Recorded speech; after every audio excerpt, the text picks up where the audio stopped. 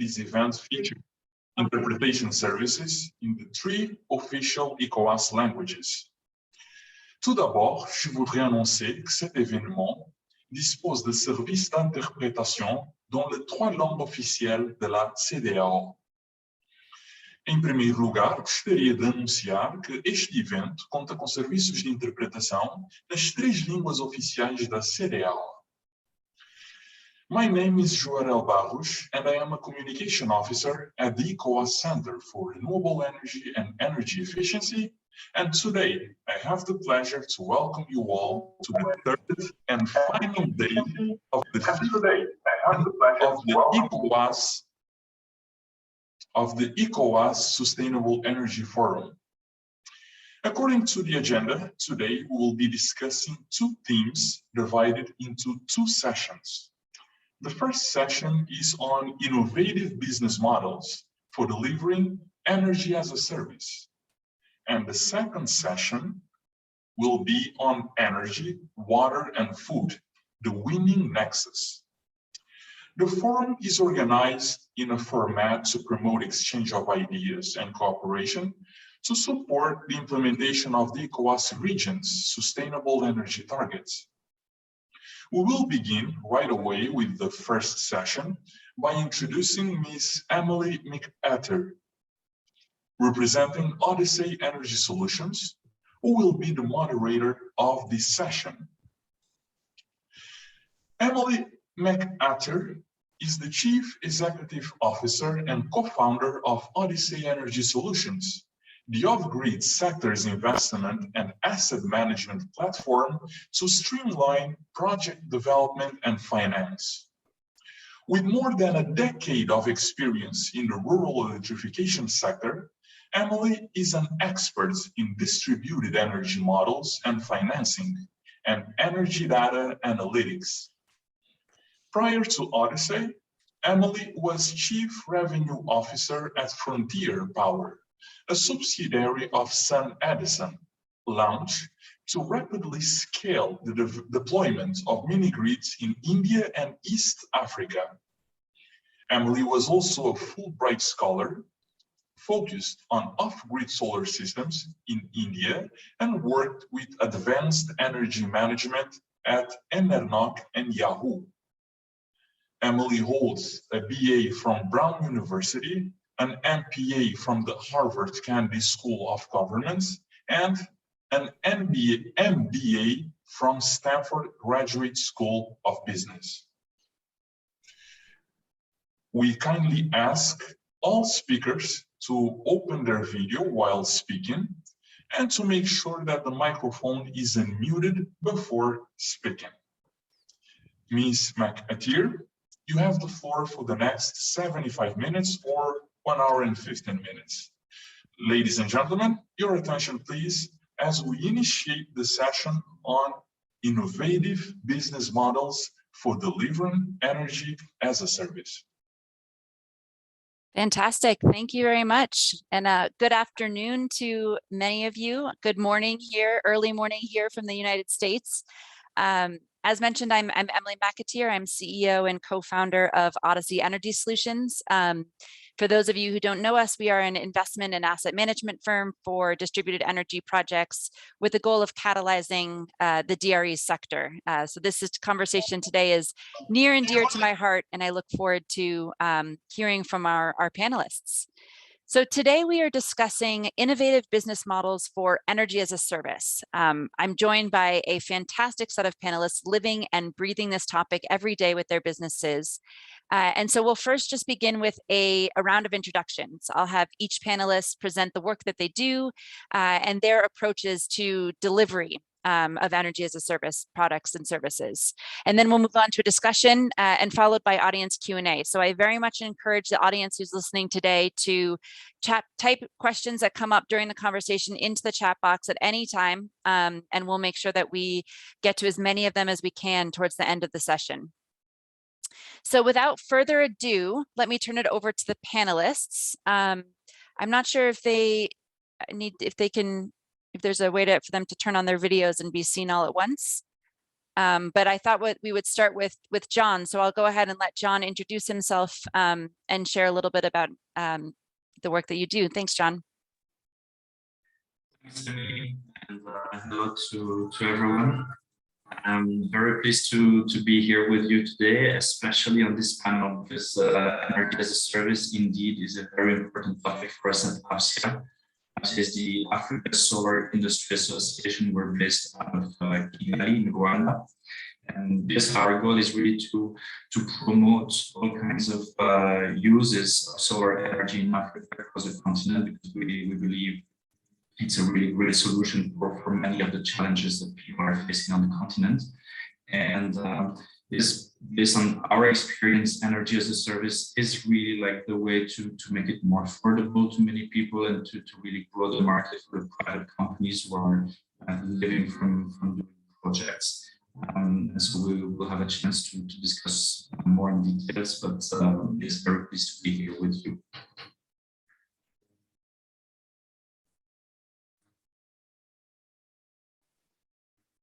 Emily, you're on mute. You're still on mute. Next up, we have William Brent. William, Thank a you, brief Emily. introduction, and then we'll run through and do full kind of presentation of the work that you do.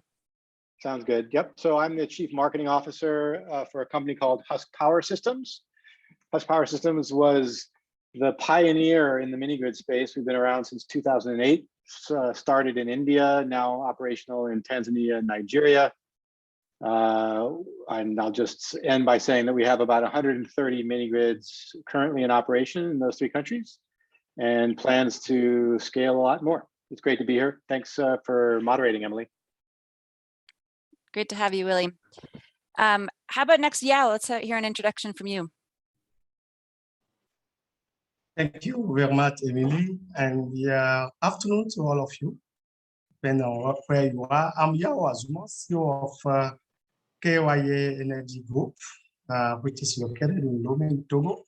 Working within West Africa, we are focused mainly on the development of what we call solar home and business systems for mainly productive use, health centers, schools, solar irrigation and agro-processing system. So yeah, we are also in the model of energy as services. I think we have time to discuss more about that, and we are focusing more in for rural areas development. Thank you for your.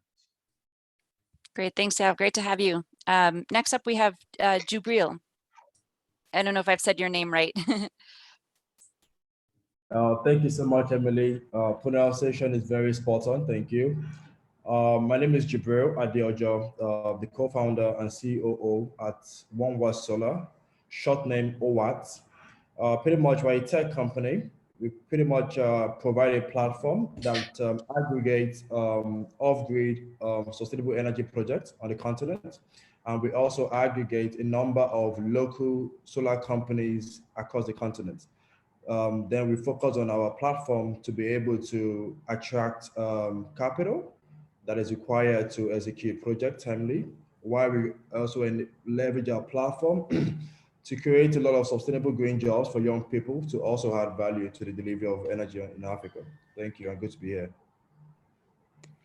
Great, and finally we have Habiba from Sosai.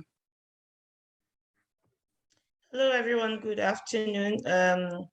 I am the founder, CEO of Sosai Renewable Energies Company. We've been working in rural areas, deploying solutions to households and businesses, and we've worked with, we try to do our work with women, trying to work with women to deploy solutions to their communities as well. Thank you. Great to be here.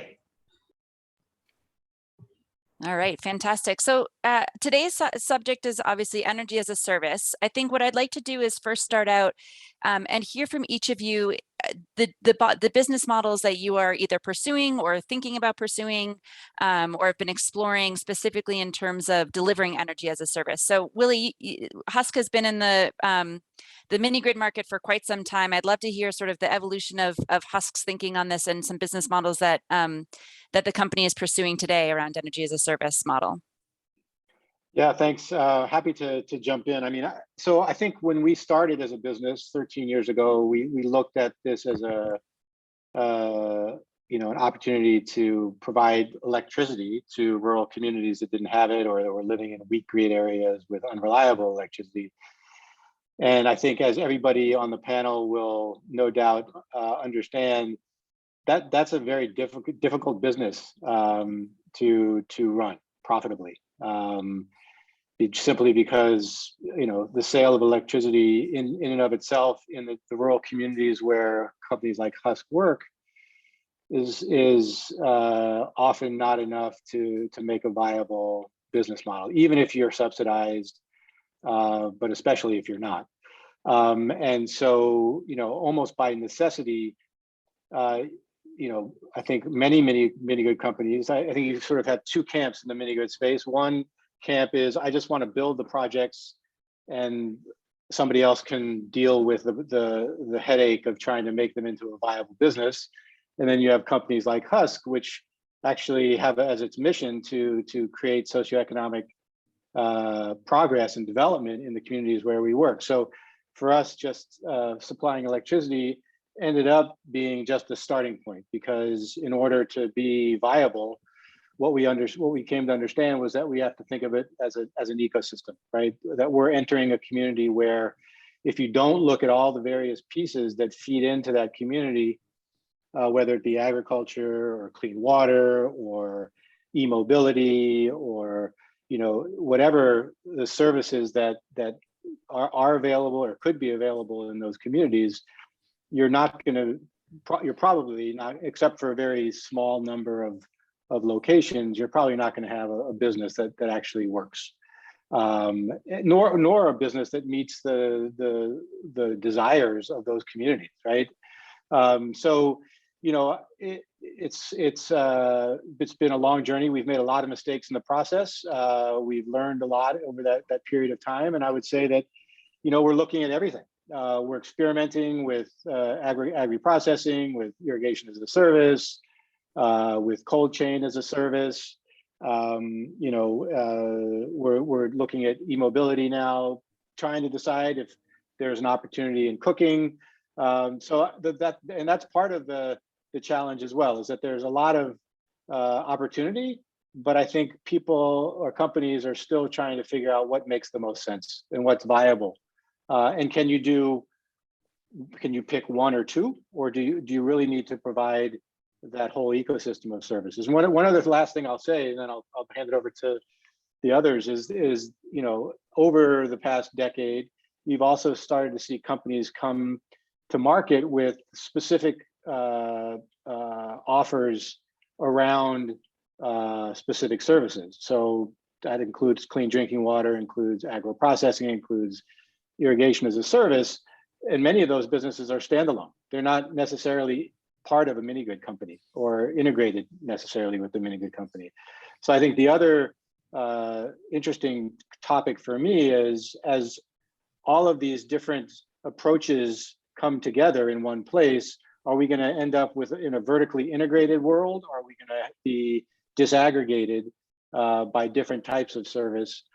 And so, I mean, the fact of the matter is, it's very early days, I think, still for us to be understanding what's going to work, what are the models that are going to work, what are the models for collaboration that are going to work. So let me just stop there, and hopefully that was at least a start to the conversation. Great, really interesting. Thank you, Willie. I'd like to toss it over to Habiba and hear a little bit more about what SOSAE is doing around energy as a service business models.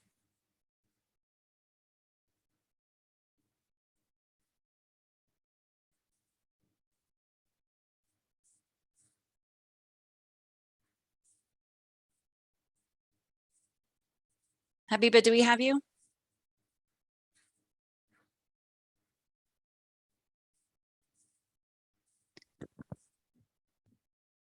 Maybe, well, maybe I'll ping Habiba. She might not be able to hear me, but why don't we hear from Yao?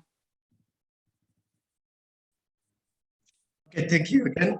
From our side, we are facing the same problem that Brent has raised now. I mean, we are working with, or we want to deliver, let's say, energy services to Yes, people. you do. Unfortunately, I don't know if you hear me. My internet is really bad. Can you hear me? We can hear you Everybody now. seems frozen. Okay, I think I should leave her the floor, right? Yes, maybe the moderators can mute Habiba and we'll let her know her internet's lagging a little bit.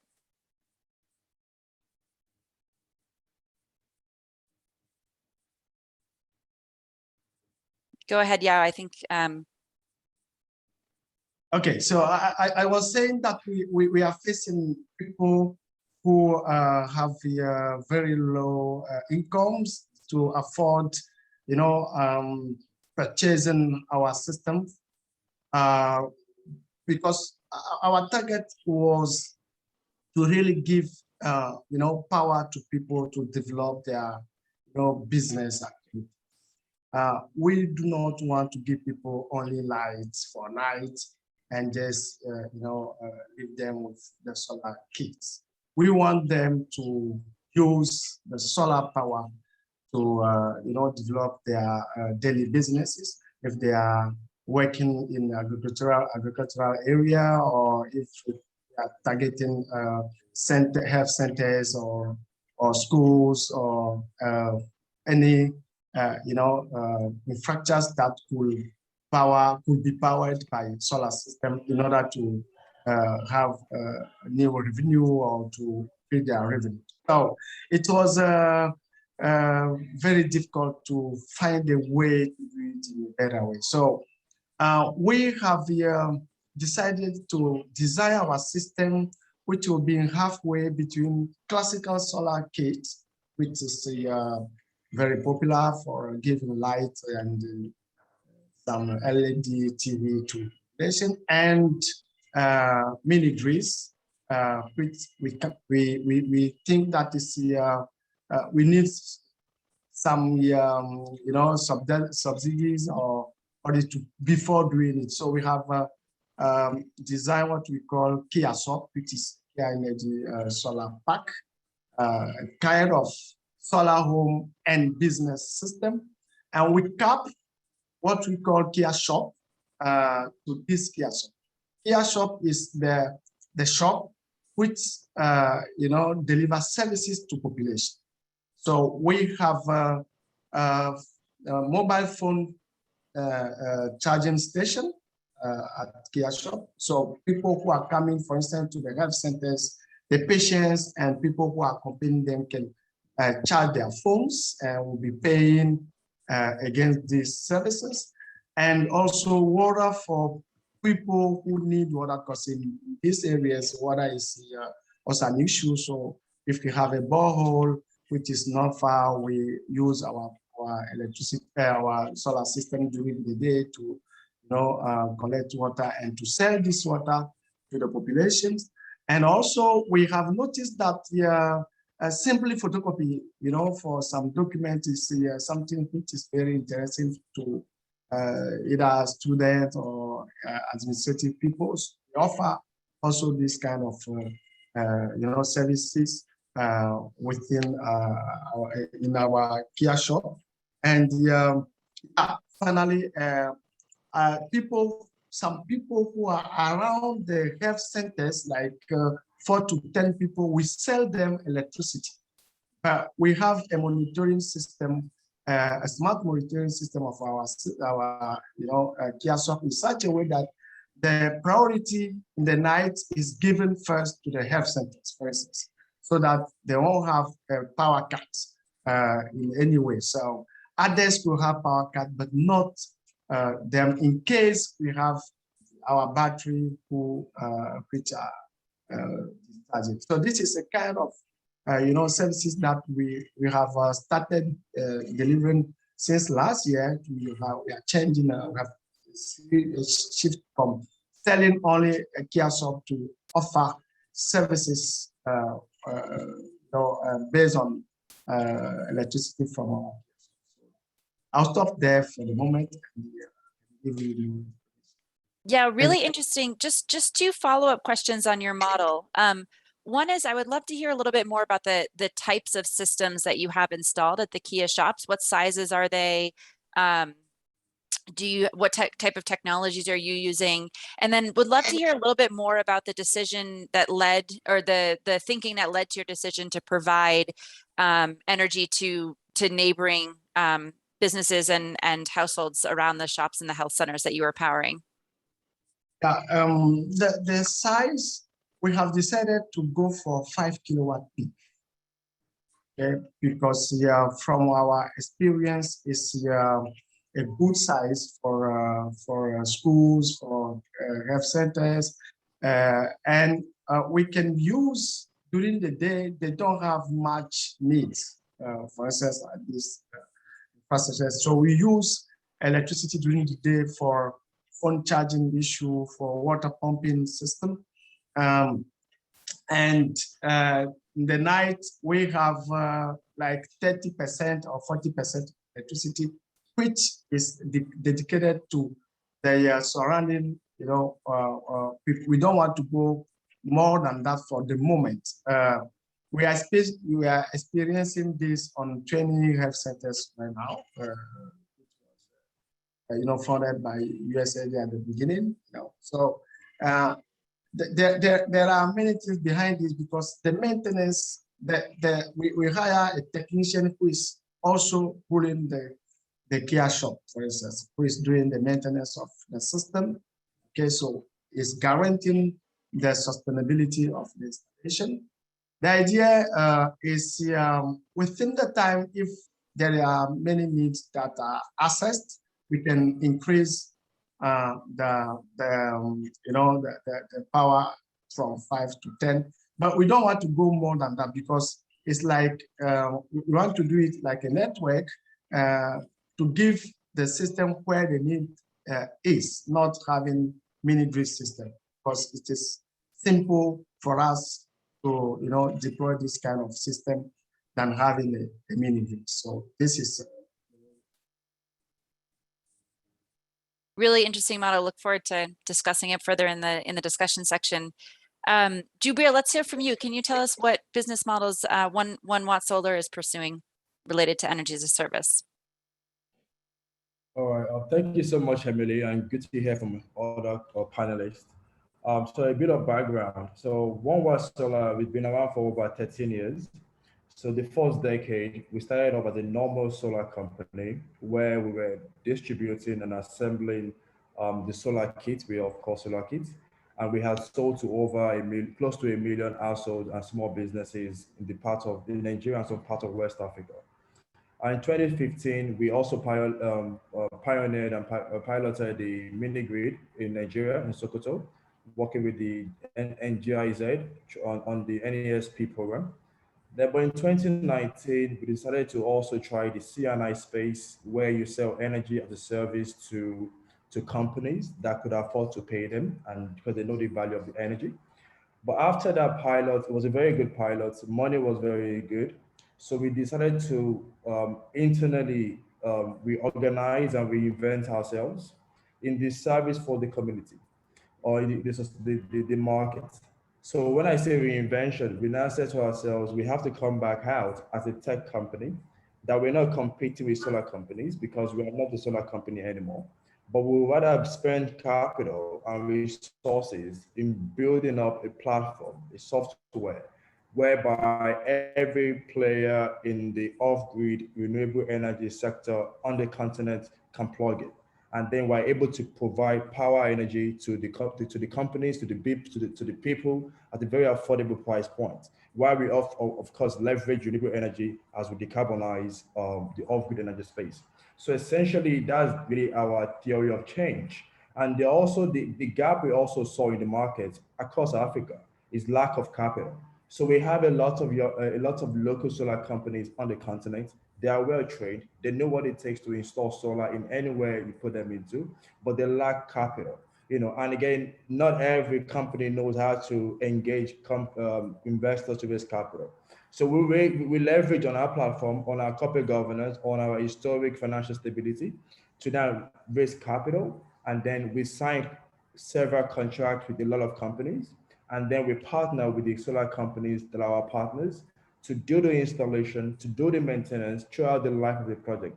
So all of us see ourselves as one big family, helping ourselves. So while we focus on raising capital, the software, buying the assets, they focus on installation. And then now we also have a lot of training institutes on the continent that are so excited with the fact that young people now know that if I go for a training on how to install solar, or what with our partners, we'll be able to have opportunities for us to get jobs done and start making some living from it. So that's another major reason why. And also the money making for us again is that the off-grid energy market, particularly in Nigeria, is highly backed by fossil fuel generators. So our mission as well is to decarbonize that off-grid fossil fuel, dirty fossil fuel powered segment, right? So that is really how we're deploying. Now, energy as a service could appeal to big companies, to cluster of residential real estate users, but we also have individual homes that are not in the cluster or small businesses. So what do? So what we've also done is to partner with commercial banks to help us carry out some credit profiling on all these various potential clients. And if they're credit worthy, then we can give to them or sell to them a 1 kilowatt, 3 kilowatt, 5, 10 kilowatt system. They buy now, pay later, lease to own over 3 to 5 years. 6 months ago, because of this model we're deploying, 3 months ago, we were able to set up the $25 million green bond program in Nigeria, local currency. That will enable us to do about over 20 megawatts of off-grid renewable energy solution for our clients. These are shopping malls, these are hospitals, these are schools, these are residential estates, these are market clusters, and many more. And then we are working with over close to 100 solar companies in West Africa, and about 5,000 young people within our platform because of the ability for us to raise capital and deploy to engage our clients, and so that is really what our business model is. And what wraps up that business model really is a quote from Maya Angelou that goes that we come as one and stand as many. So I might be here speaking to you as One World Solar, but I'm here speaking on the great work that we and our partners, our young installers, our training institutes are trying to achieve for Africa, electrify Africa, decarbonize the off-grid energy power sector in Africa, and create a lot of green jobs for young people, male and female, to also contribute to this transformative agenda we have in front of us. Thank you. Thank you, Drew. Really interesting to hear about the pivot that you made. I'm curious if you are continuing to do mini grids at all, or are entirely in the CNI space now. Emily, thank you for that question. So we still have interest in that. So what we have now in the next 12 months is simple. The reason is because we just don't want to rely on the subsidy from the government or some DFIs.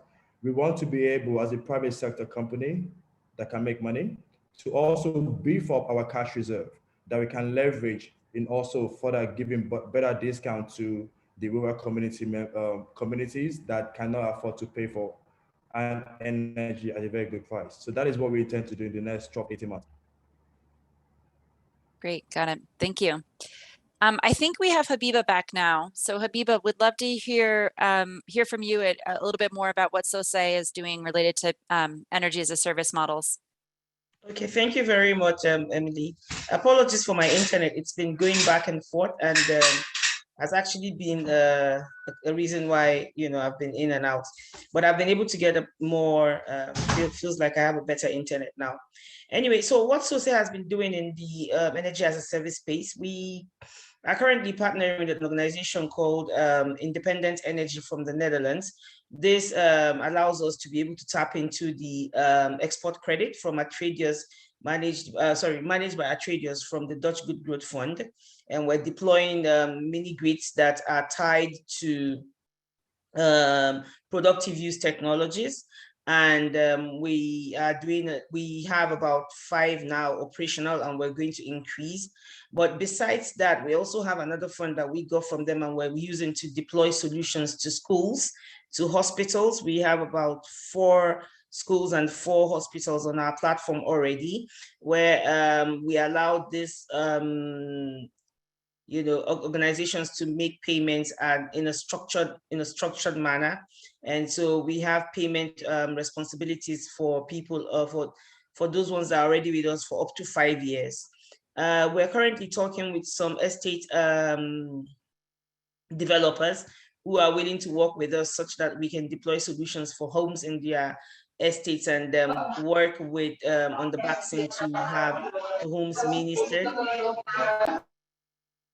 Okay, sorry, to have the homes metered, and then we can be collecting payments from the homes according to the energy as a service model. So yeah, that's currently what we're doing. And I don't know, I think this should speak to what you were asking. Habiba, curious what types of productive uses you're connecting to your systems. So we have we currently have working solar kiosks, we have solar dryers, we have solar refrigeration, and we have solar powered charging units. Yeah. Got it. Fantastic. Thank you. And then I've purposely left John for the end. I would love to, John, you have an industry-wide view. I'd love to hear more broadly what type of business models you're seeing are working in the sector, what isn't working, what are you excited about? Take it away. Yes, indeed, we are a bit different than the previous speakers on this panel. And if I can ask Jufura to give me screen sharing access just for a moment. I've prepared a very short slide just to represent the impacts of energy as a service for the industry as a whole. Jufura, if you're listening, if you can make me co-host, so I can share my screen, please. Well, I think Jufura is not hearing me, but it's okay. I'll explain it to you with words. So yes, as the industry association, we don't do projects, but we are in touch with many companies across the industry and throughout the entire continent. And basically what we hear from these people is that if you look at 100 companies, let's take the CNI segment as an example. If you take 100 companies, out of these 100, a good 80 to 90 can benefit from using solar energy. So this is great news. Solar energy can be a great solution for a very large number of companies. However, when companies do cash sales or are into the EPC business, it's very difficult to find a few companies that actually have the cash to pay for those projects. And generally, when you speak with those companies, well, only 3, 4, 5% of those companies are actually capable of paying for that service. So that really reduces significantly the number of opportunities. And then if you are in a situation where you can provide finance solutions to these customers, then suddenly this number of companies that are interested is significantly multiplied. Roughly speaking, I mean, those are not exact numbers, but we're talking about an order of magnitude here. You would end up with 65–70% of those companies that could actually engage into this financed solar system program. And the reason why there is a difference between the 90% who could benefit and the 65–70% is actually because then the negotiation power has changed, and you as a developer or you as a financier decide that yes, they could benefit, but maybe I don't fully trust engaging into a 10, 15 or 20 years contract with specific companies. So the main message that I have here is that energy as a service can really multiply by an order of magnitude of 15, 20 the addressable markets across the continent. And this is significant because that means a lot of people can have access to more stable and cheaper energy. And a lot of solar players across Africa can create more sustainable businesses. But there is additional advantages to this, and nobody has spoken about quality today, but I'm sure this is in the minds of everybody. A big problem when you do solar systems on a cash basis, on an EPC basis, is that there's a risk.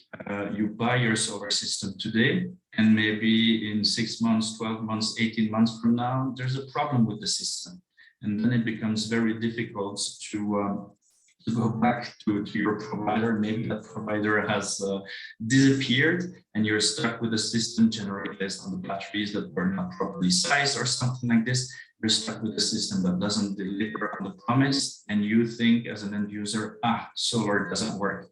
This doesn't happen with energy as a service, because with energy as a service, the company providing the service is responsible in making sure that you get your energy every month, because if you don't, you're not going to pay for them. And they get the pressure from their funders and investors who also want to see the bills being paid every month. So there's like an additional benefit on top of affordability. It's ensuring the quality of the delivery over time. And so those are, for me, two very, very important advantages of energy as a service. But as Jubil mentioned, it only works if you get the money. You can, I mean, there's many companies out there who want to do this, but they're faced with getting access to financing. And unfortunately, there's not that many companies like yours, Jubil. Generally, what we hear is that, but we need a minimum ticket size of 1 million, 2 million, 5 million. But it's a chicken and egg problem, because how can you start doing this if you have only a few projects? And so maybe this is my one of the trends that I see, and hopefully this can maybe generate a few more discussion points with the rest of the panel. One of the trends that we see is that smart developers are working on portfolios of projects. So it's relatively difficult to find a project of 1 to 5 megawatts, almost impossible. But there's a multitude of smaller projects, and developers across Africa that we are talking to started to work with networks. For example, bank branches, for example, companies in the dairy sector. I know a very cool example of one company that really specializes in pharmacies network. And so they do 25, 30 kilowatt peak projects, small in ticket size, but they managed to convince 100 different pharmacies, or the association of pharmacies in one specific country. And that increases the buckets, and that becomes appealing to investors. So this is maybe something that we can see more, and this is definitely something that I would encourage all the solar professionals listening today, looking to raise some financing to look into, because I'm sure if you look around, you will identify pockets of similar kinds of projects. Great, thanks, John. Really, really interesting mix of activities that we heard from the panelists so far. Just to recap what I heard, we see services such as charging phones, providing clean water, agro-processing, powering C&I off-takers like pharmacies and banks, schools and hospitals. So lots of things to dig into. John, you teed up my first question perfectly. I wanted to talk more about financing in the sector. What kind of financing are you seeing today? What's most critical to the success of energy as a service business models? And what's missing entirely? What financing mechanisms do we need to see coming into the market in order for portfolios to grow? So John, you shared a little bit of your thoughts on this. Would love to hear anything more that you want to share. Specifically, I know you have some thoughts around the tenure of financing and how we think about sort of long-term partnerships with financiers for these types of projects. Absolutely. So surprisingly, what we see is that there is no lack of money to finance projects, and there is no lack of projects. Often what is missing is people getting a chance to talk with each other, developers, local EPC companies, to know who are the right partners to finance their project. Because not every investor is interested in every kind of project. And it's very difficult when you need to be on the ground, find potential customers, work with them on their projects, size everything, organize everything. It's very difficult on top of this to be very good when it comes to knowing the investment ecosystem and having an existing network of people to speak to and to explain what projects are possible to invest in. So there are different platforms that try to do this, but definitely we feel that there is more room to actually help the developers navigate the world of investors and understand who are the right people to speak to, learn a little bit about the vocabulary. When you start talking about investments, sometimes you have buzzwords that may be scary at some point. It shouldn't be so. In the end, investors are also eager to use their money and to make them to good use and invest in solar projects. And then the second point, which you alluded to, is I would hope that institutional partners can start thinking more and more about organizing tenders which are not EPC based. We've seen this so many times with COVID, where there were a lot of projects to electrify healthcare centers, and they were almost all based on make your best offer and come and install, and we'll pay you upfront. This is opening the door for this EPC problem that I mentioned before. It's a race to whoever is the cheapest, probably not so great quality, and creating problems for 2 or 3 years down the road. While most of the solar players that we speak to, they would love to be engaged in the long run. They would love to install something and be responsible for the maintenance over the next 5 to 10 years. It creates value for everybody, and it creates peace of mind for the end user of solar energy. So please, that would be a great thing to do.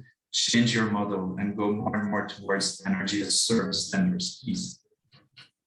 Yeah, this question about healthcare facility financing is really interesting. It's one that we've been tackling at Odyssey a fair amount in the past couple of years. And we actually have a program that we're running right now on the platform called Innovative Financing for Health Electrification with the Shell Foundation. And really the idea is to have the private sector present options on or present ideas and pilots of what type of financing really makes sense for long-term sustainability of health electrification projects. Yeah, I know you do a fair amount of health facility electrification, so would love to hear your thoughts on that. What type of financing can or does make your project successful, and how do we ensure that these projects are supported over the life cycle of the system, rather than, as John mentioned, is initial kind of EPC and then we don't have an eye towards operations and maintenance? Thank you very much, Emily, for the difficult question, because indeed this is something we have worked on for so long time.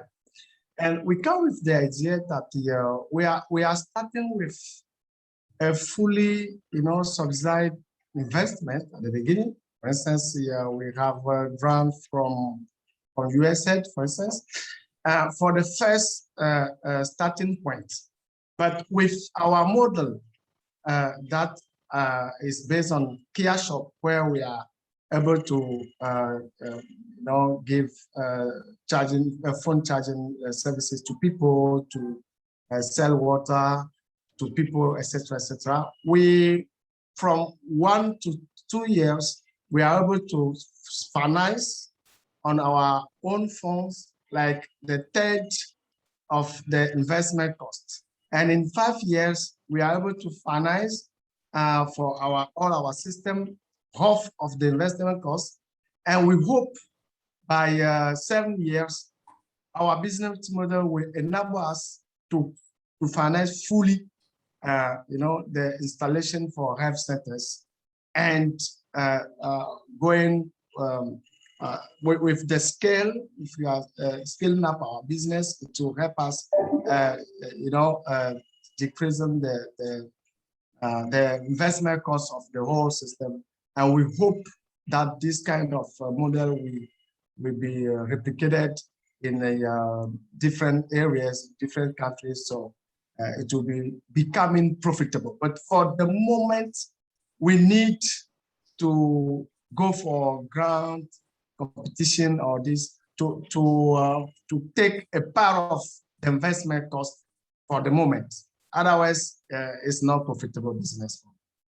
So yeah, it sounds what you're saying is for now, you primarily rely on concessionary financing for the, at least for the public institutions that you're powering.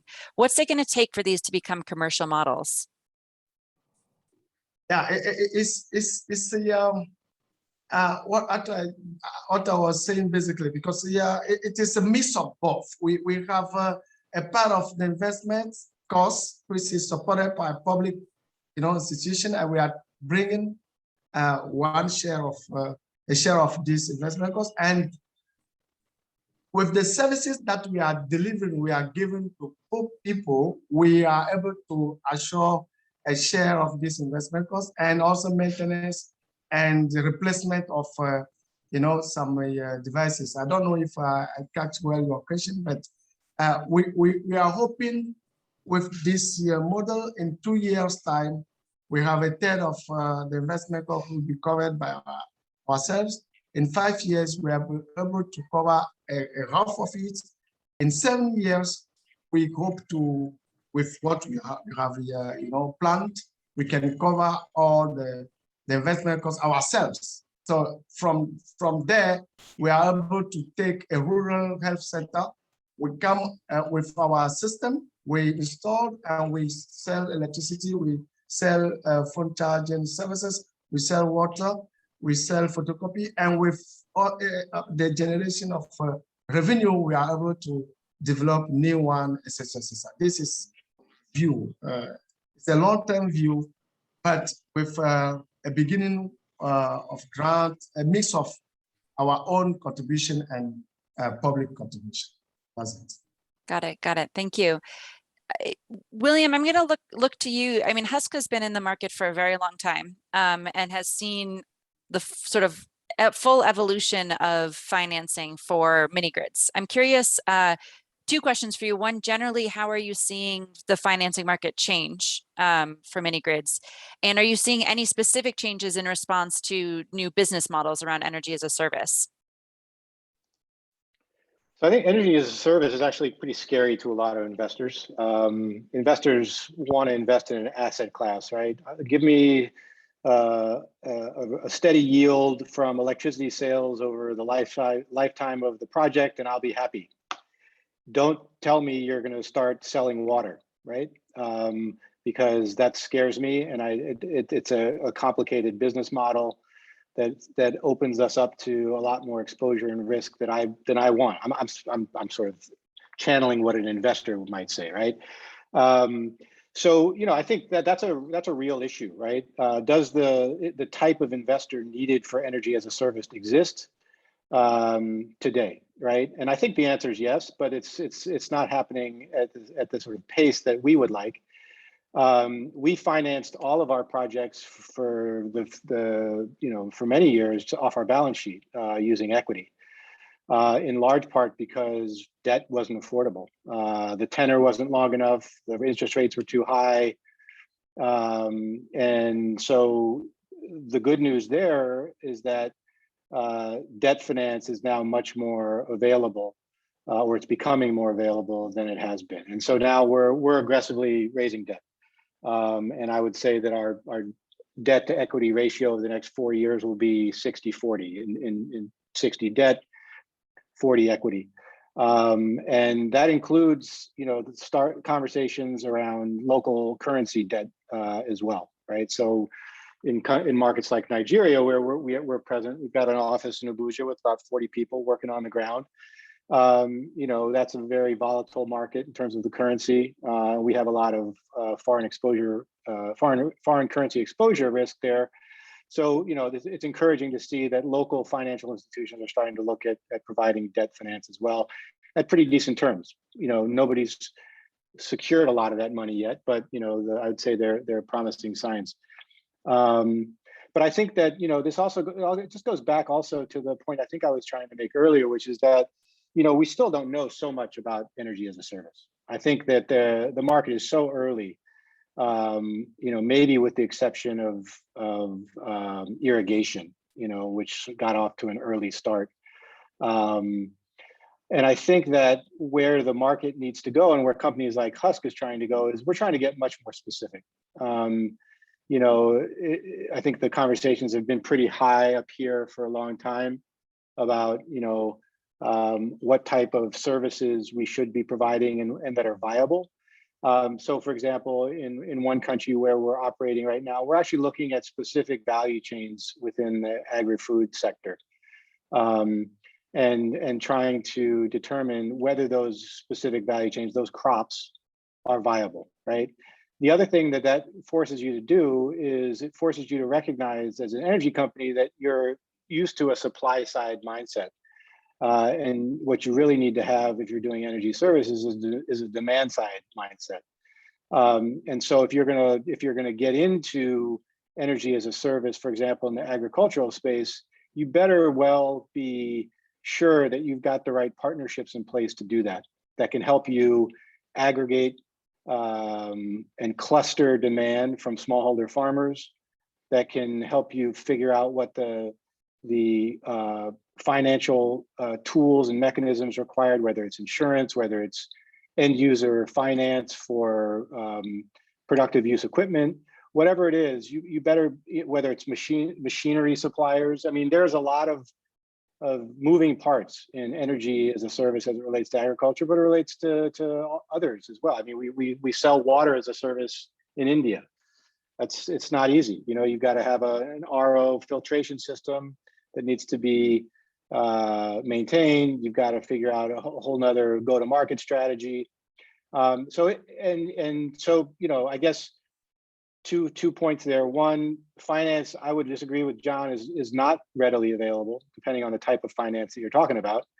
And number two, especially debt finance. And then number two, if you're doing energy as a service, it can be a do it alone endeavor, but I'm guessing more likely than not, in a lot of cases, it's going to be you better have a nice coalition of partners who can actually make this thing work, both from the supply side and the demand side. Gosh, when I hear you speak, Willie, we're talking about getting involved in agricultural activities, getting involved in water processing, and, by the way, running energy systems, building and running and maintaining energy systems.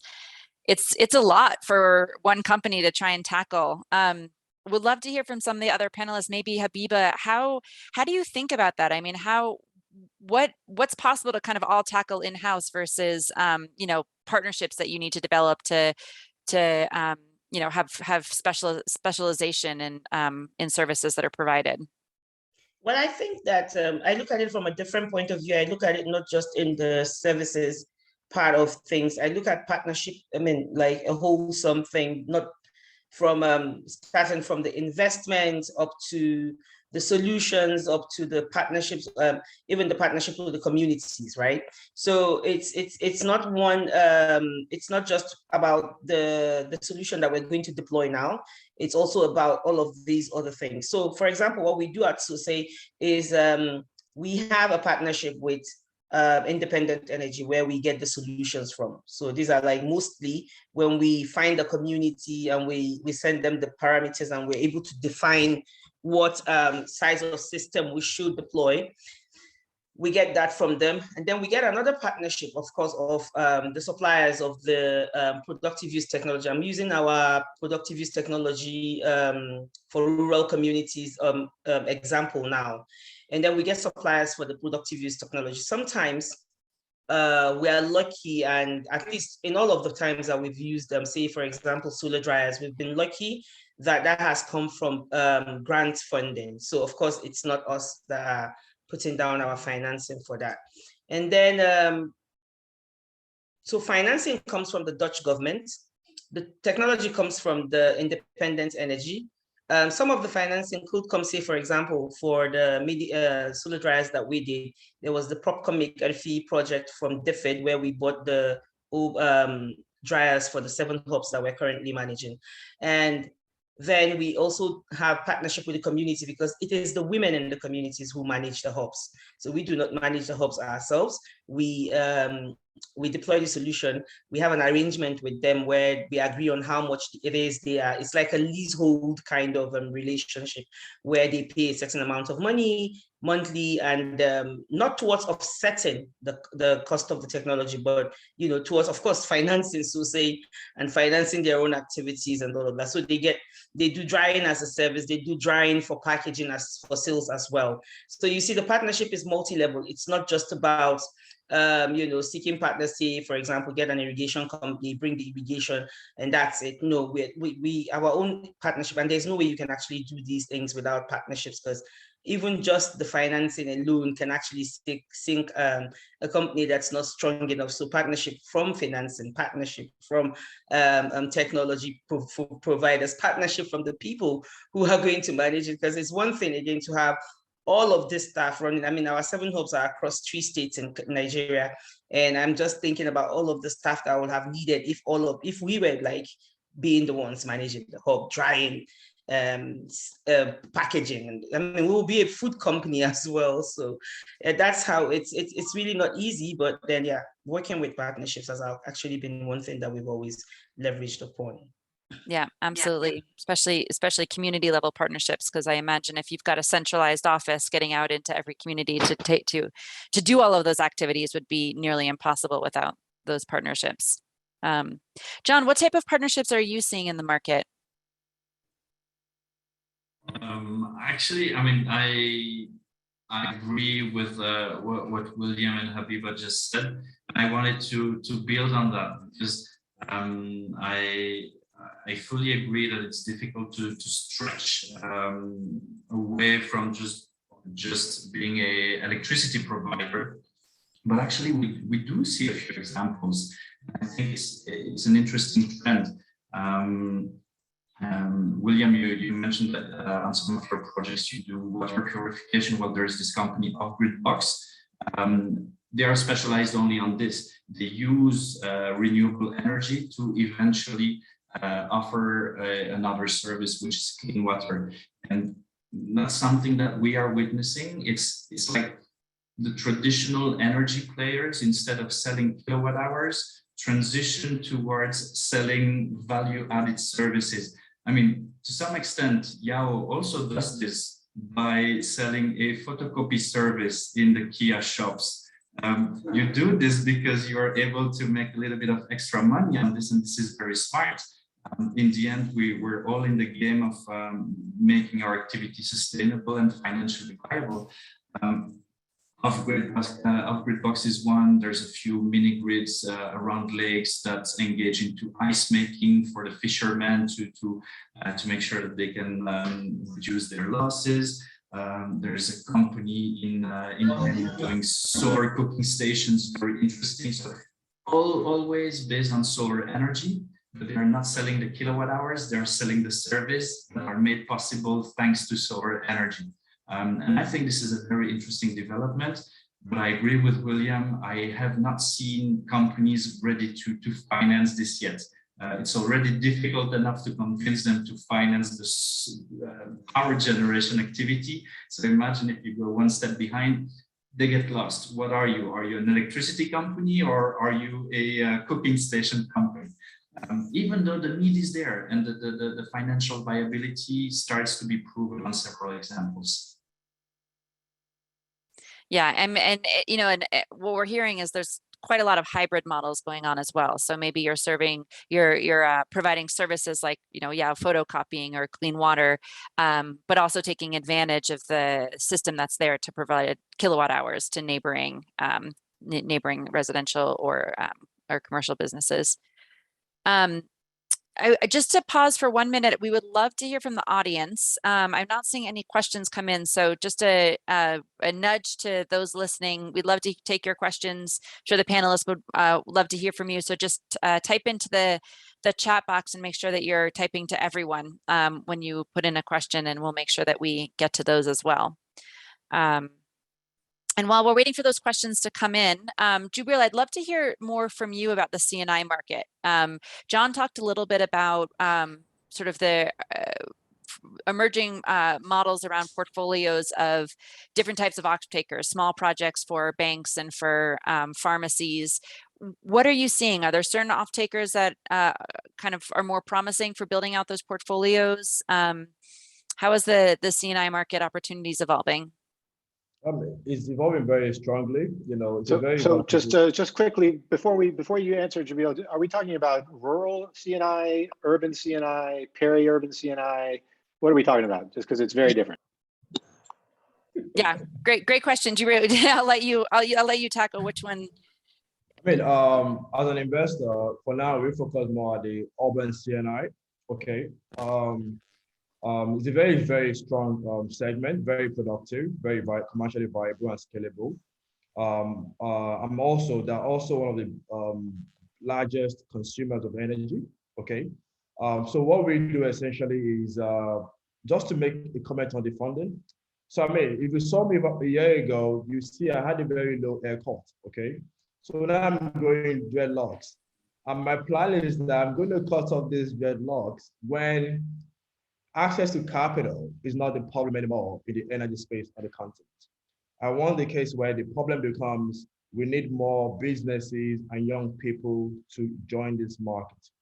And so at One World Solar, we actually spend 80% of our time interacting with investors, local investors, fund investors, structuring the next financial instrument on how to fund transactions, okay? I'm a financial engineer as a professional, right? So that is really what we do. So, and again, you know, when we talk about solar or sustainable energy access, most of the time, the customers don't really care about this solar thing we're talking about. But when you go to the investor will ask you to ask the customer to give you this, that. And it's very difficult when you know that the customer is just there because the customers have been able to survive on fossil fuel, on epileptic disco power supply. So when you go to them for solar, they say, you know, I don't care about this. So again, are we able to talk to the financial providers to understand the psychology of the customers? How can we better ring-fence and structure the transactions such that we don't put a lot of requirement on the client, but we find the structure around it? So now, Emily, I'll tell you something, and John. If there's a $1 million money right now, either is equity or grants, whatever it is, One World Solar is able to leverage that money 10 times to raise capital of $10 million locally from our banks and through the green bond market or 7 to 10 year funding. And we are perfect. It has already tested, it is working, right? And why am I saying that? It's very important, just like William said, FX is a major concern. So as a player in the market, you ask yourself, do you want to expose yourself to FX to borrow locally and then try to buy dollars to import the asset? Or do you want to borrow in dollars, then buy the asset easily? Then over the time of 5 to 7 years, you have to keep buying dollars or euro, which is very crazy. So we have to balance these two together. So what I will always advocate is that for foreign investors that have more patient capital, there's a lot of money locally that we've not even started scratching the surface. We just need some capital. It could be foreign currency, that is junior debt to the local currency debt market that we can leverage 10 times, and then we're able to unlock capital at a very massive scale. You know, and I will end by saying this, talking about partnership, right? There's this thing by one of our former leaders in the country, is now dead. His name is MK Abiola. He says one thing, that you can never clap with one hand. It's not going to make a rhythm. You have to clap with two hands together. And you need multiple two hands clapping together to make that resounding rhythm so that we can catalyze and really accelerate what we want to achieve. You know, so SDG 17 is just not theory. It's actually what would drive anything we want to achieve sustainably. Thank you. Thank you. I like that. I like that metaphor, Jabril. We do have a couple of questions that came in from the audience. I want to make sure we have time to get to. One is around red tape. I think this is an interesting one. What red tape are panelists encountering in African markets that are sort of hindering your growth? I imagine particularly as private sector companies that are providing services that, you know, traditionally had been provided by the public sector. For me, very quickly is this. You know, there's this saying that goes that the renewable energy market is still at the nascent stage, is not viable, is honestly irrelevant. And I get very angry when I hear that. And I hear that a lot from the oil and gas sector. The oil and gas sector is the most subsidized sector in history. So my point is this. Part of the red tapes we're also facing is all these various rules and duties and fees that can be waived or whatever it is. They need to level the playing ground so that we can really accelerate at a very good pace. So that is one red tape I would say. Of course, from the banking industry, there are also some red tapes, which is understandable. Is the money they're trying to understand. So we need to still try to build capacity in ensuring that they're comfortable with the risk they want to take. Curious if any others have a response to that question from the audience. I mean, I'll just add that it's country specific, right? You know, there's a great regulatory framework in Nigeria for the mini grid sector. Are there still things that can be improved? Yeah, sure. I mean, the speed of approvals and processing applications can be sped up so that there's more deal flow being completed on a faster timeline, for no doubt. I mean, we're also active in Eastern African country where, you know, we had a change in leadership there, including the Minister of Energy, and overnight, our lives became extremely painful as a mini grid developer. And it's still unclear whether that market will be viable in the long term. But, you know, so, you know, it's very country specific. And we, you know, having learned our lesson once, you know, we're very much focused on where we think the policy and regulatory environments are going to be stable for at least a while. Got it. We have a question from Benjamin from the audience asking which of the services is most profitable, grid or off-grid? I don't know if some of these panelists I think are probably doing some on-grid projects as well. So I'd love to hear from you a bit of a comparison. I mean, I would say, sorry, Williams. I would say both. So I give a sense of our model, Emily, and to others. So we operate an integrated power solution to our clients. So we deploy the solar, the battery, the backup gas generator, also the grid utility infrastructure. So it's the entire mix that we blend together. Of course, we place priority on solar because of decarbonization, then secondary to the grid. So all that integration is even why we're able to provide customers 24-hour power as well as a very, very, very reliable, affordable price point. And the grid love to partner with us because they know that now customers do not have to complain about not having power because now we interface with the grid, with the discos on behalf of our clients, you know, with so much transparency, leveraging our software. So it's a blend of both and hybrid. Again, back to partnership, you know, we all have to work together to make it work for the customers. Yeah, you have your hand up. A very quick answer from you because we will wrap up with our last question after this. For the moment, we can't compete with the grid. And our solutions are more, they have their, you know, their reason to be because we are targeting areas where we do not have grid and we do not have grid in the coming 5 or 10 years. So this is the issue. It's not a question of comparing the grid is there and we want to go for off-grid system or blending both. Now, we have areas that we don't have any way to give them or to power this area within the 5 or 10 coming years.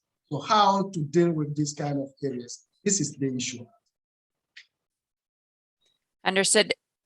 Our final question here is I'm going to butcher the name, but from Chukwumeka. And I'm going to just kind of do a bit of a variation on this question.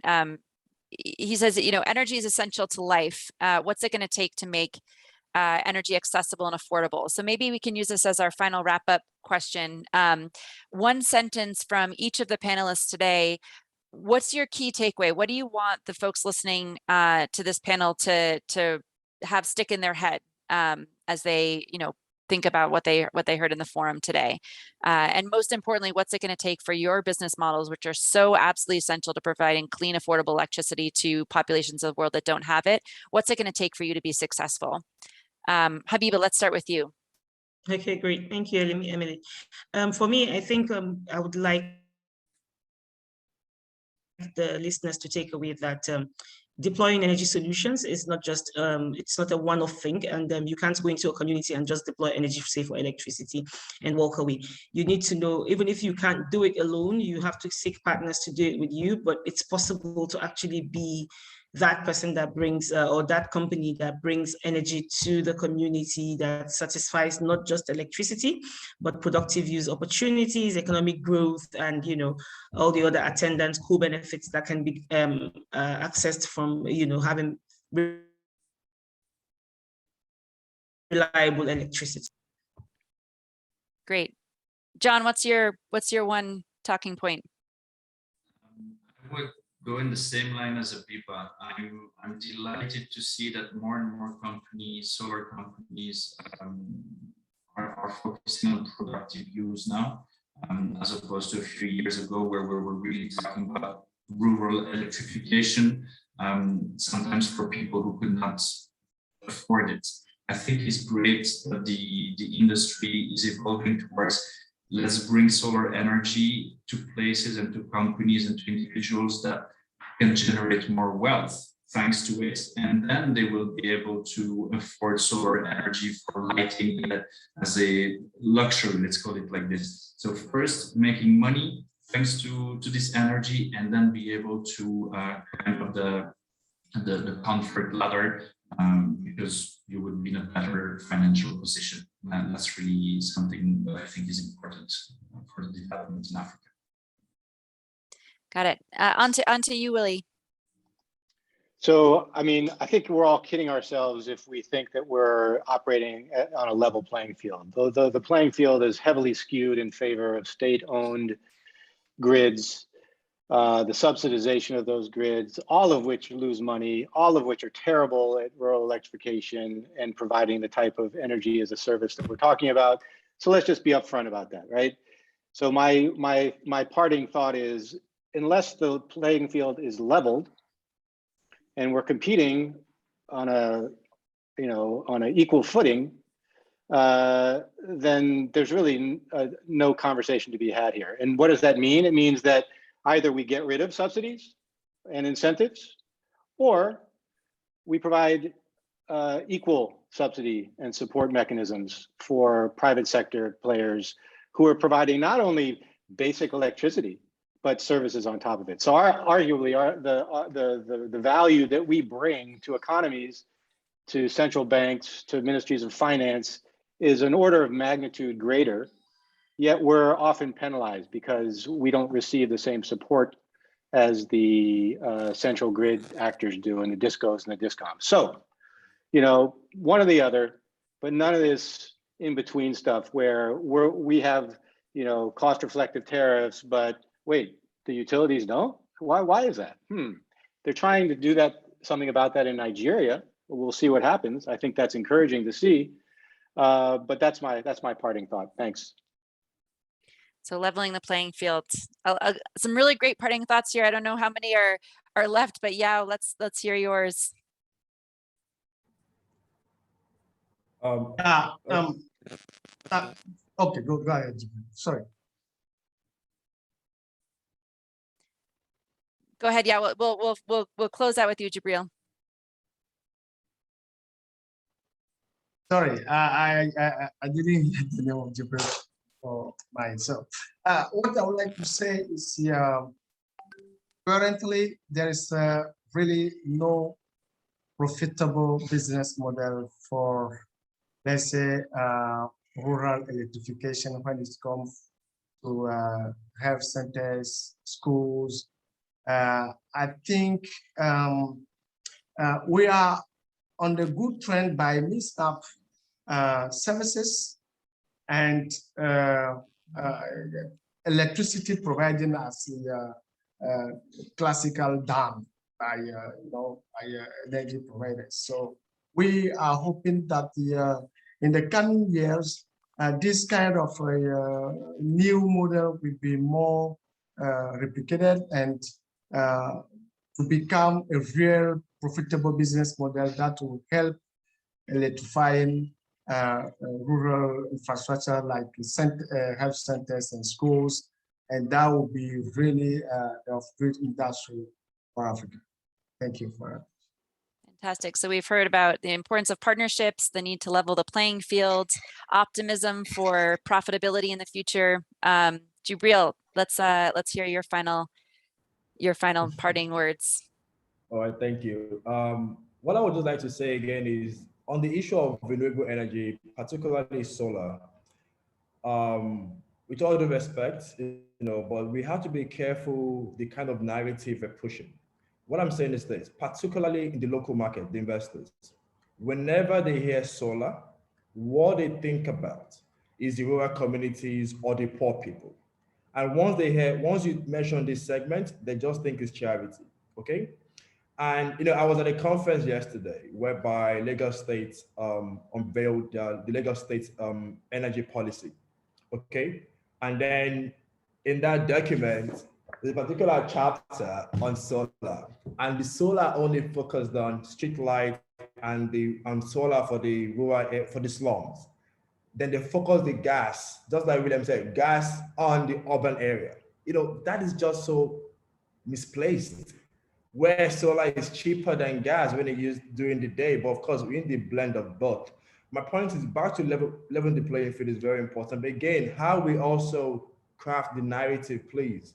We should not present the solar agenda as just for the poor people, it's for the entire populations, for businesses to cut CO2 emissions, to save energy. That is what I would recommend that we push, because for those of us that really engage investors, locally, internationally, they always have that misconception, and then it affects the confidence of investors moving into an investment deal. Thank you.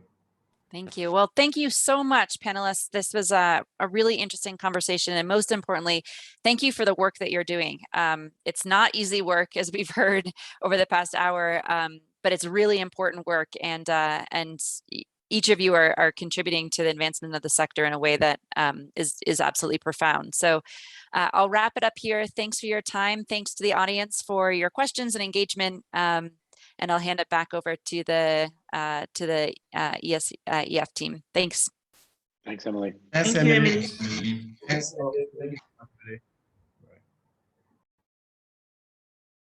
We would also like to express our appreciation to the panelists and the moderator for their excellent contributions during this session. Now we'll observe a break for about, according to the agenda, about 10 minutes. And when we get back, we'll continue with the second and last session under the theme Energy, Water, and Food, the Winning Nexus. We're looking forward to seeing you in the next session. We'll resume at 2:30 Cape Verde time and 3:30 GMT as the next panelists are getting ready. Thank you.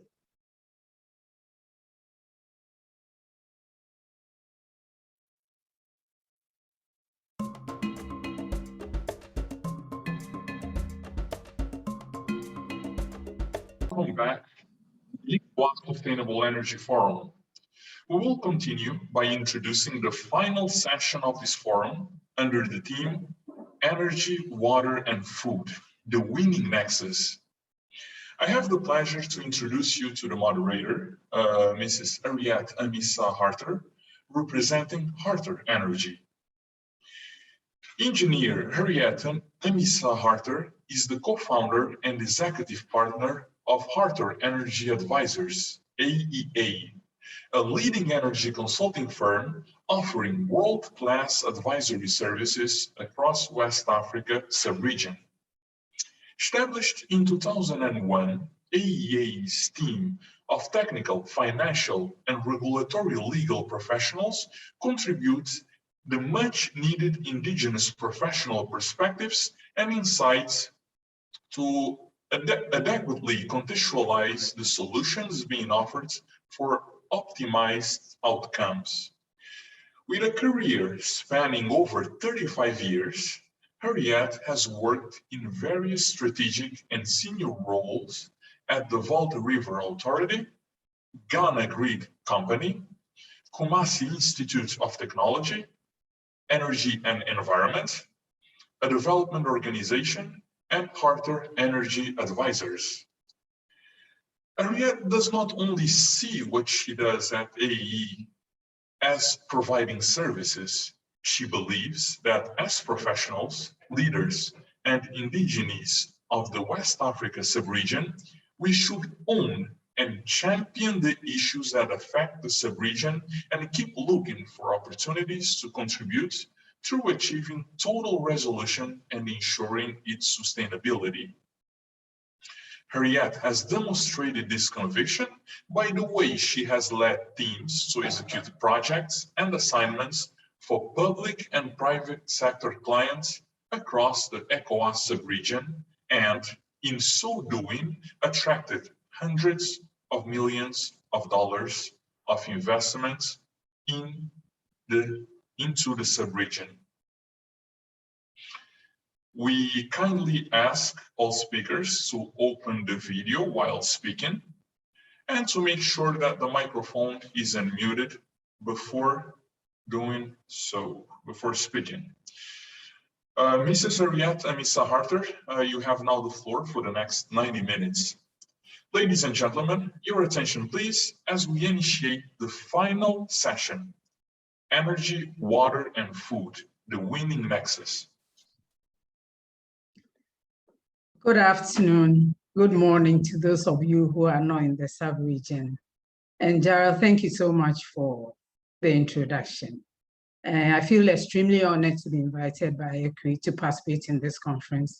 I have done so for the past 3 days, and I think the quality of the conference this time around shows that it's been around for a while and that we're growing. I think the fact that we take the water, energy, and food as our last session to wrap up, and also the emphasis we're putting on it as a winning nexus, it's not by chance. I mean, clearly, without sufficient water, energy, and food, we cannot do much else. So in this session, what I'm hoping we will do is to see what is going on in the sub-region and how we can come up with some suggestions for collaboration that ensures that our efforts do not remain islands, but rather we can form them into building bridges so that we can move from permanent poverty reduction into growth for our sub-region.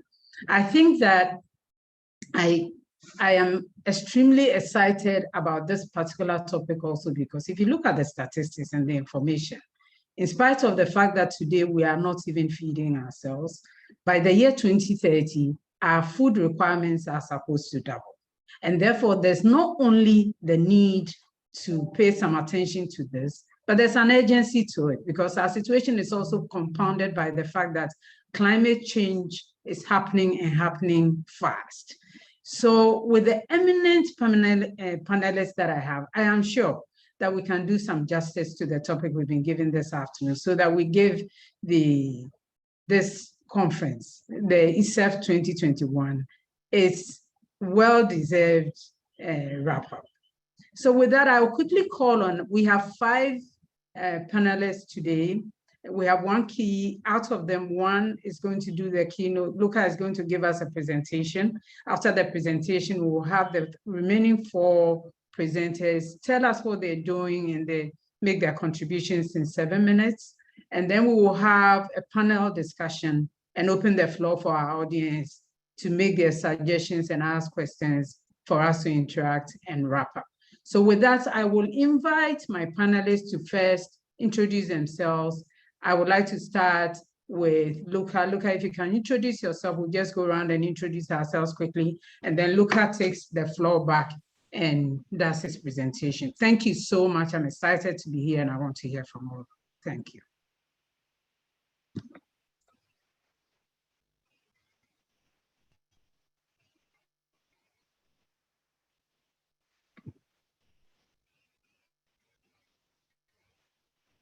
Luca, are you ready? Luca, you're on mute.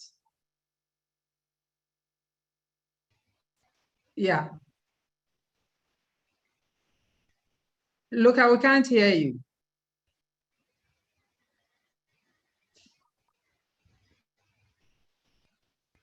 Okay.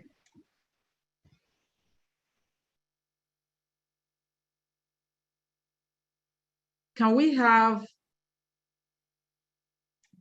Daria, are you ready to introduce yourself whilst we wait for Luca?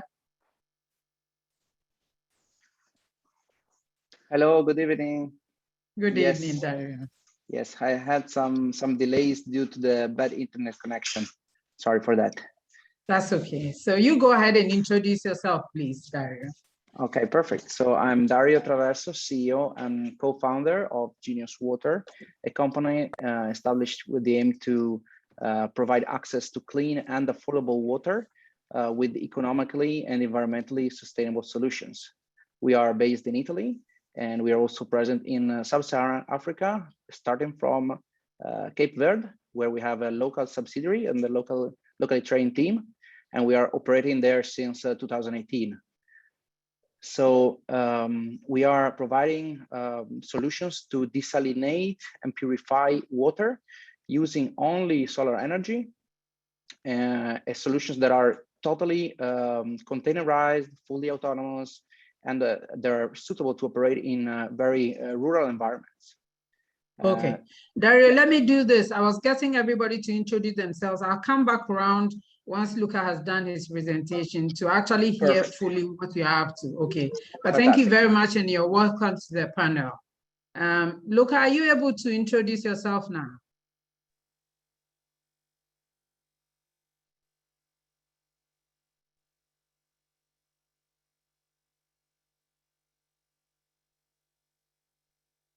Okay, Luca, we still cannot hear you.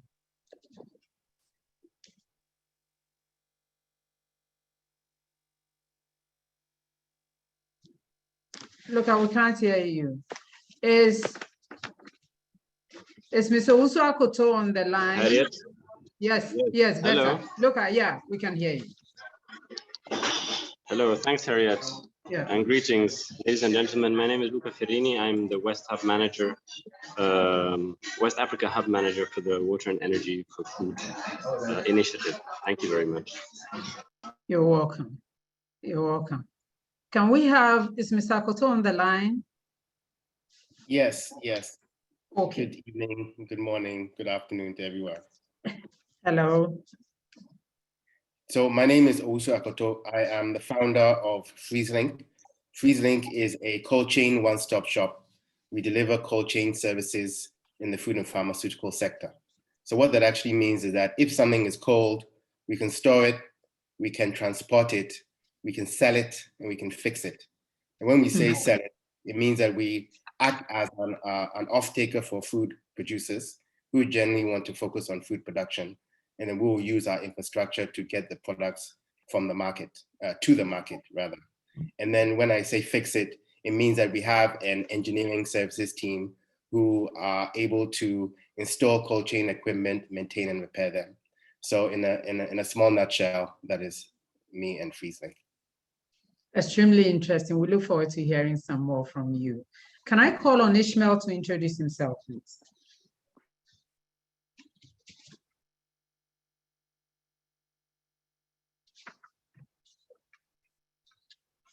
Is Ishmael on the line? What about Mr. Sagna? Is Sagna on the line? Okay. Okay. Hello, is Sagna on the line? Okay. Luca, I think I'm going to come back to you so you make your presentation then. Okay. Mr. Sagna is on the line. Hello. Hello. Okay, Yes, hello. how We are can hear you? you, please. We're How fine. are you? We're fine. Okay, great. It's nice to join you today. Thank you for Okay. this opportunity to share. I'm a former banker of Deutsche Bank in London and also EcoBank in Senegal. I have a rich experience of more than 15 years in the field of finance and development. I worked with various world-renowned clients and partners on several continents. I have mainly developed about 2,000 kilowatt hours of renewable energy in installed biogas capacity in Senegal, over 3,000 tons of organic fertilizer, where we have been one of the pioneers in introduction this quality of biofertilizer in the country, and several other financial mechanisms and innovations we brought into the country. I guess the different exchanges will give us more ample opportunities to share our experience.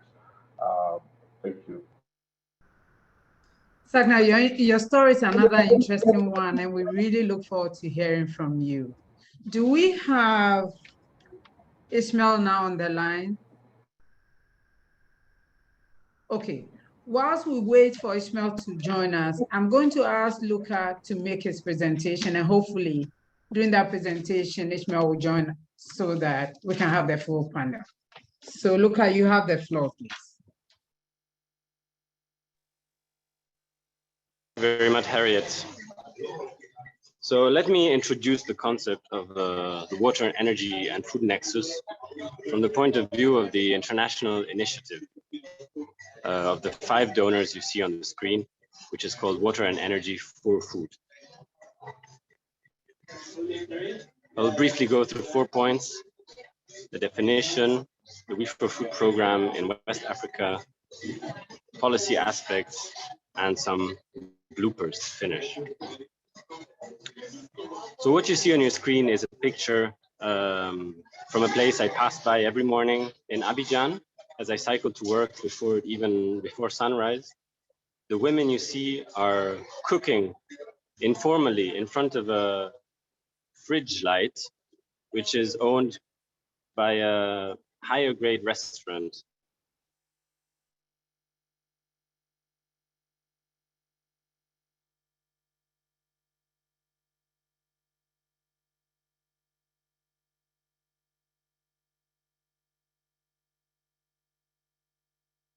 So here, I just want to illustrate the concept of Nexus. So I guess Dario Traverso and I are best placed to talk about the Nexus because Nexus is a Latin word. So as Italians, we have this origin, Latin origin. So Nexus is an Italian word that simply means link. And when talking about Nexus, the definition is that there are trade-offs and synergies between the 3 sectors: water, energy, and food. Resources used for the food sector, for example, may be resources that are taken away from the energy sector and vice versa. But in planning the 3 sectors together, synergies can be obtained between the 3 sectors. And Nexus is used in a variety of contexts, as you can see on your screen, but in our case, we are talking a bit about a very scientific concept, which is the water, energy, and food nexus on the left of your screen.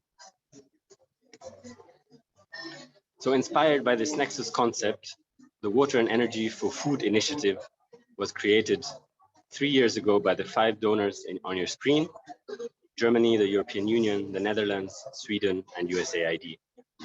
And we are active in West Africa on the 3 focus areas you see on your screen: Water and Food Nexus, Energy and Food Nexus, and Water, Energy and Food Nexus. So in West Africa, we support over 30 innovative companies that work at this nexus. So who produce and sell and disseminate innovative solutions in water and energy for agriculture, from solar pumps to solar mills to biodigestion, allowing for the commercialization of food throughout the region. And what kind of innovations do we support? We support innovations throughout the agricultural value chain. So energy is used, as you all know, both on the field, produce the food, but also in the transformation of food, in the conservation, as FreezeLink mentioned, and in the distribution of food. So in all these aspects, there is room to work with greener and more efficient energy. There is strong demand for water and energy and food Nexus services. Here you have examples of some of our innovative companies we support financially and technically, built to solar milling and other access to finance, for example, regenerative agriculture and production of fruit juices and all kinds of other agricultural products, all with technologies that save energy or use renewable energy.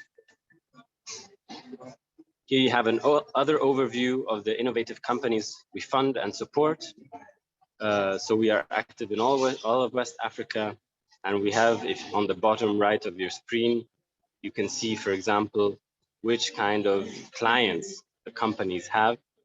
To some extent, 58% are farmers, so really innovations working with the food producers. But more and more we work with innovators working with food processors, because a lot of food is produced, but in West Africa, 40% of food goes to waste. So there's a lot of room to work on solutions that on food processing through renewable energy. One crucial aspect of Nexus, water, energy, and food is policies. So how do we move away from silos, single sector ministries, and move towards general resource planning at national level, but also at regional level, like ECREEE is doing. So here you have some aspects, a depiction of 3 ministries, water, energy, and food, and some of the aspects that have to be taken into account when advising or supporting policy processes at the Nexus, starting from power relations between the 3 sectors, political ownership of processes, holistic and inclusive consultations that bring together different sectors. And we shouldn't expect linear processes in doing Nexus policies. We should expect ups and downs, and we should rely on strong individuals to push Nexus policies through. To finish, 3 opportunities that I see from our program in terms of innovation calls and selecting innovative enterprises and SMEs to support. As I said, I think there is more space for energy solutions in food processing for agriculture and water. ECREEE and We for Food provide a very strong political and communication platform. We shouldn't forget climate, because who says Nexus also says climate. And I think in West Africa, it's mostly climate adaptation, but we need to join the climate discussion for the Nexus to be relevant.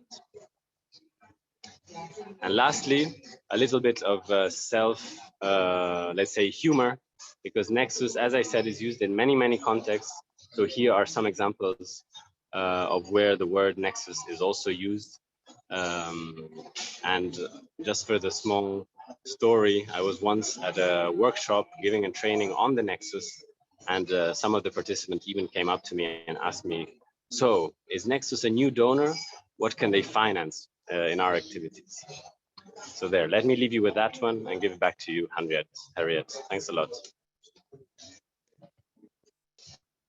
Thank you very much, Luca, for the overview of your program. I have two quick questions to you before I move on to the next speaker. My question is, you were talking about collaboration between sectors, policymakers, and the work that you do. I was wondering whether you have some platforms on which you collaborate with researchers in the regions as well, in-country, regional institutions, research institutions into water, energy, and agriculture.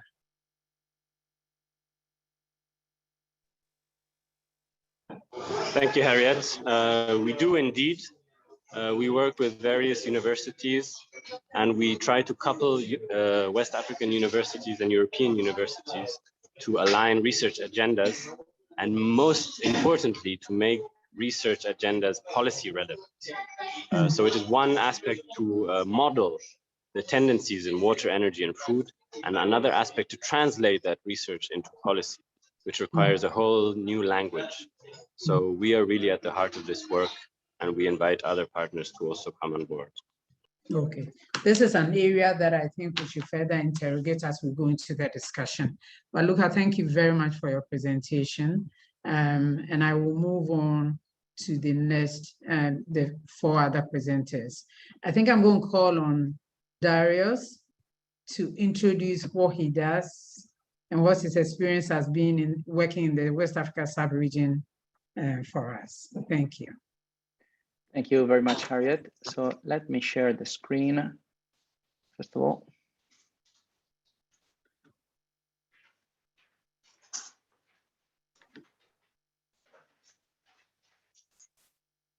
Okay. Can you see the screen? Yeah, I can see it.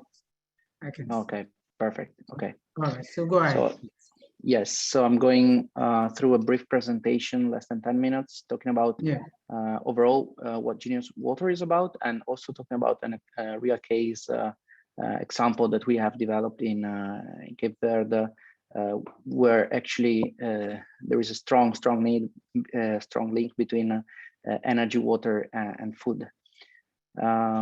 First of all, our mission is to provide access to clean and affordable water through sustainable solutions for remote and off-grid locations, as I was mentioning before.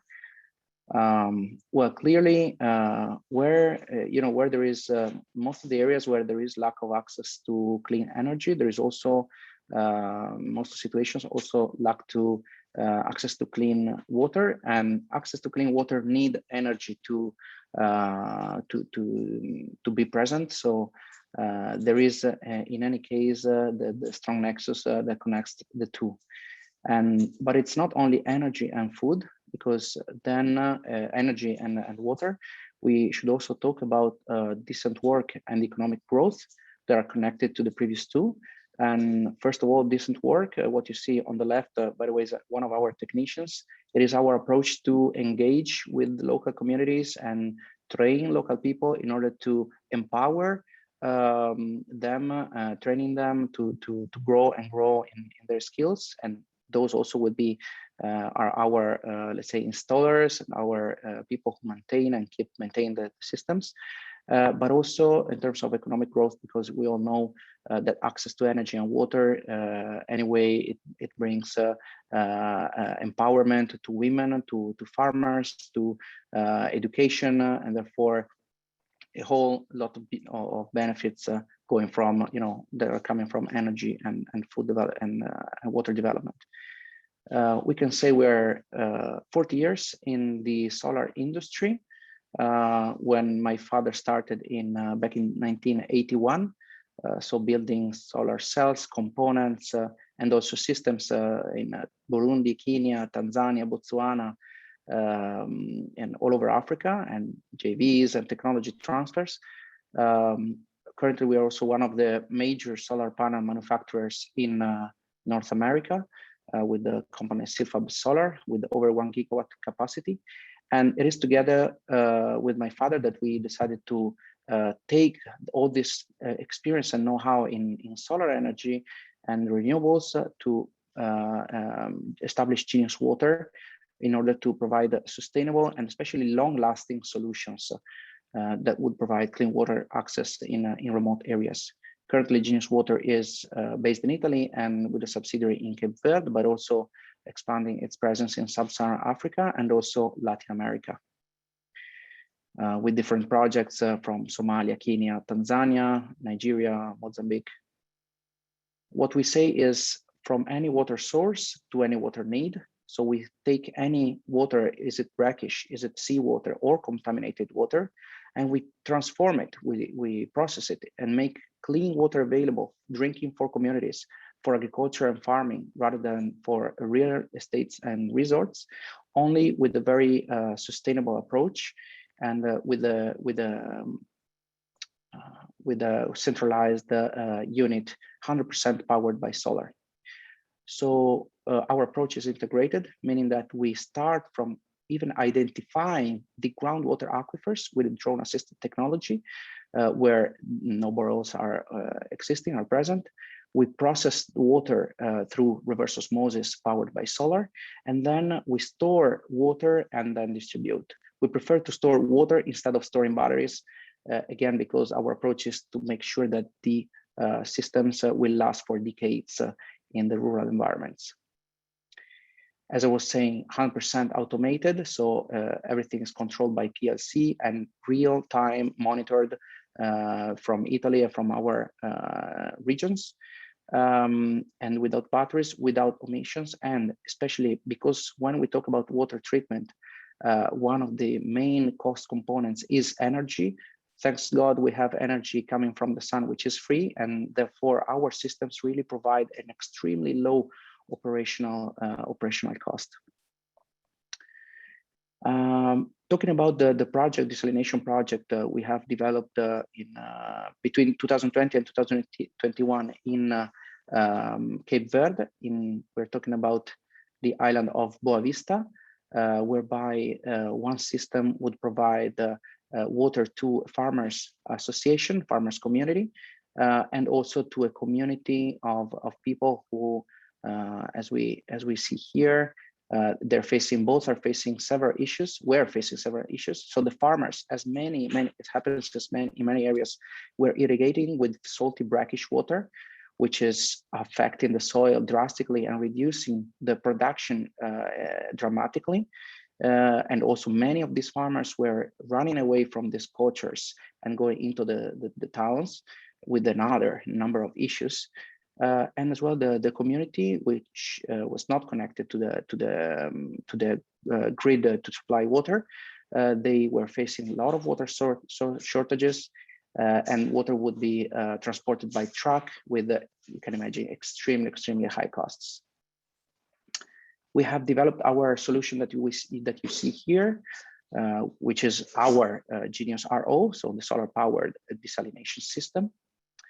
This is the schematic drawing that you see. So we take the water from a borehole, which is slightly saline at 6,000 ppm of salinity. We treat it, we pump it up to a hill, and by gravity we distribute it to the village and also to the farmers in the nearby community.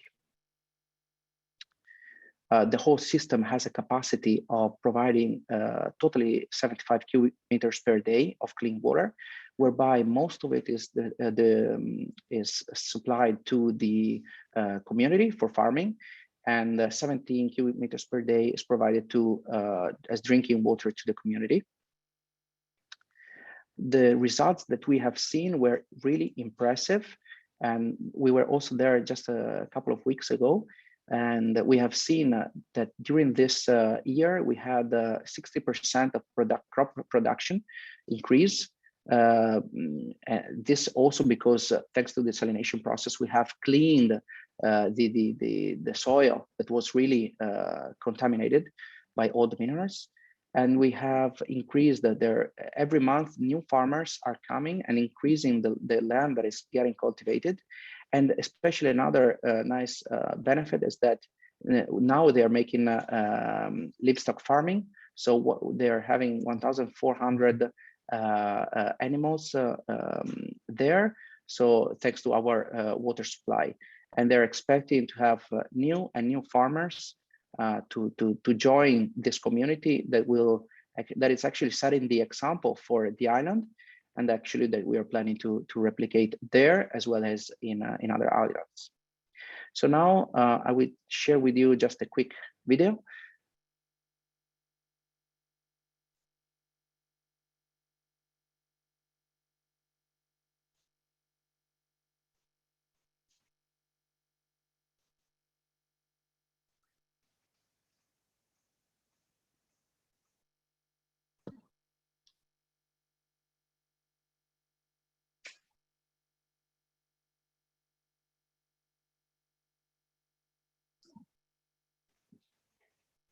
Dario, this video has no sound.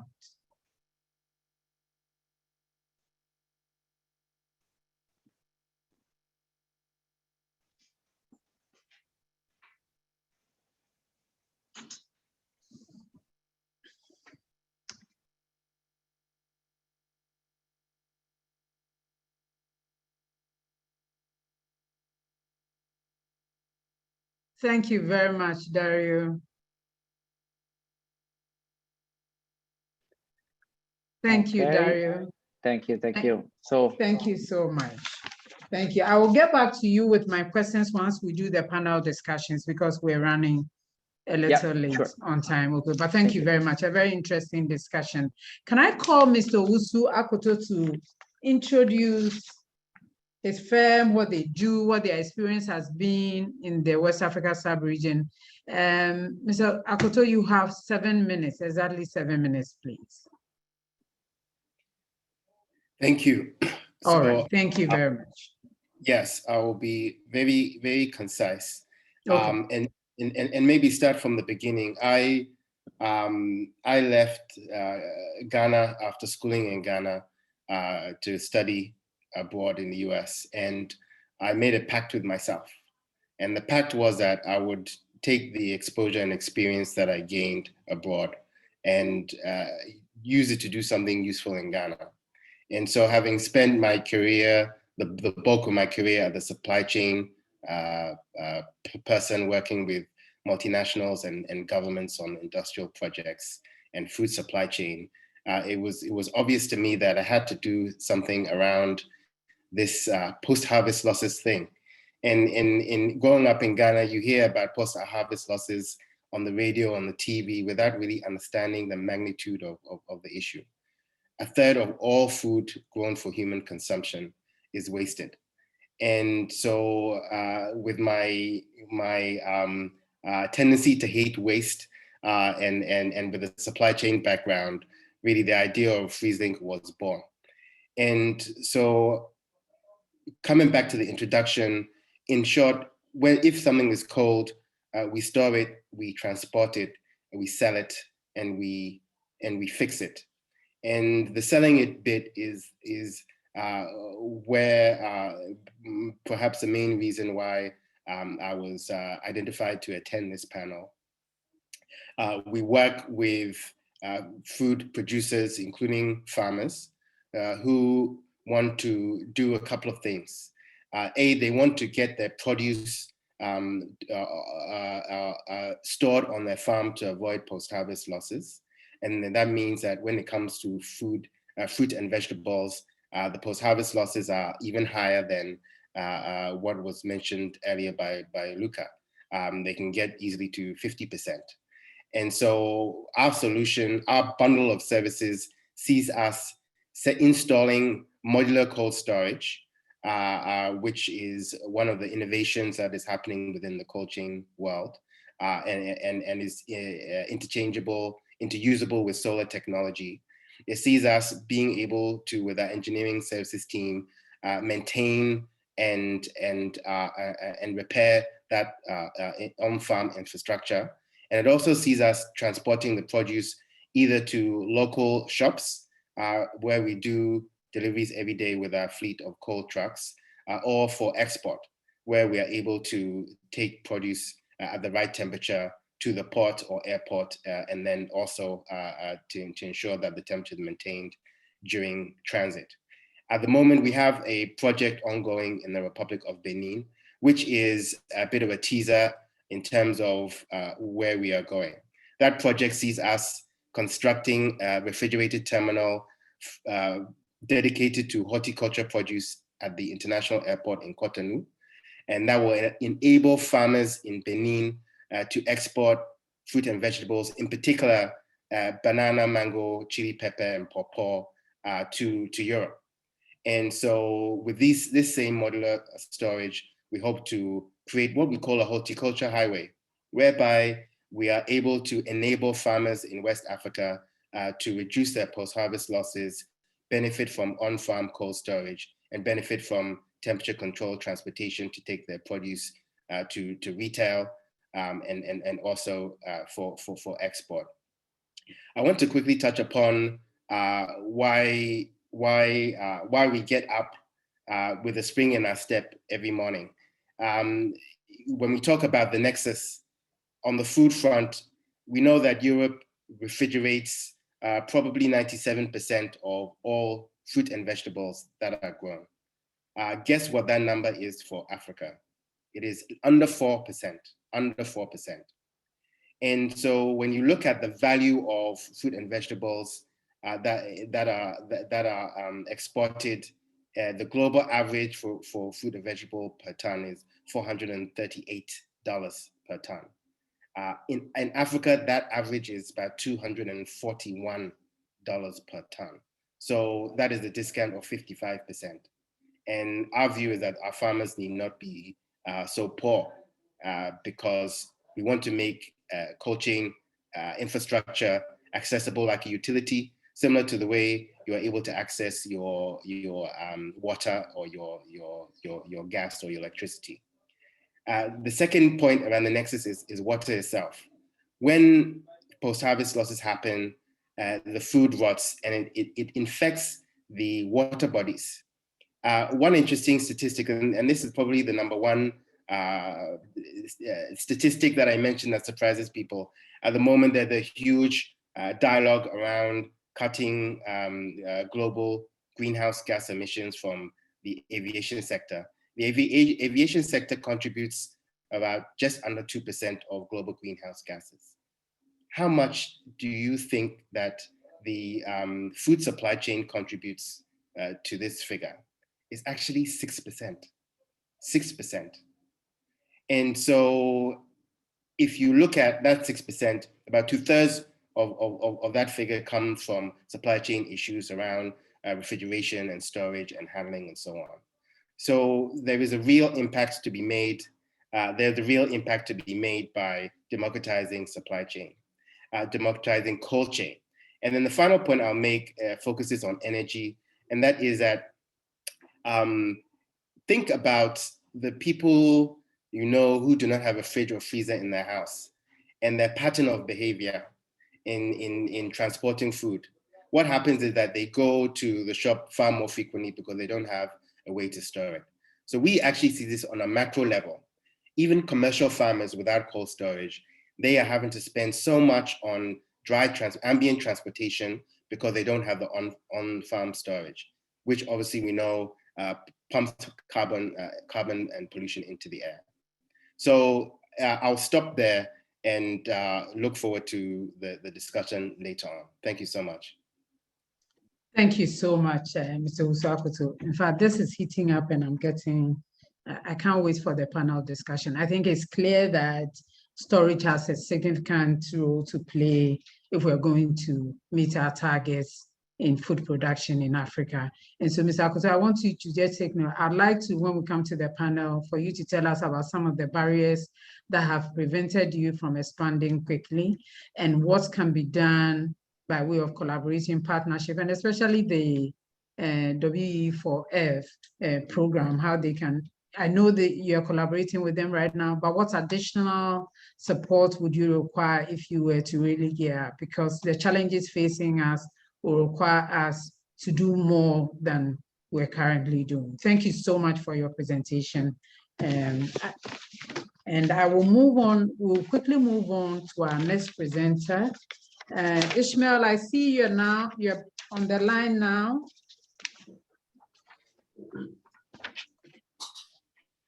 Hello, is Ishmael there?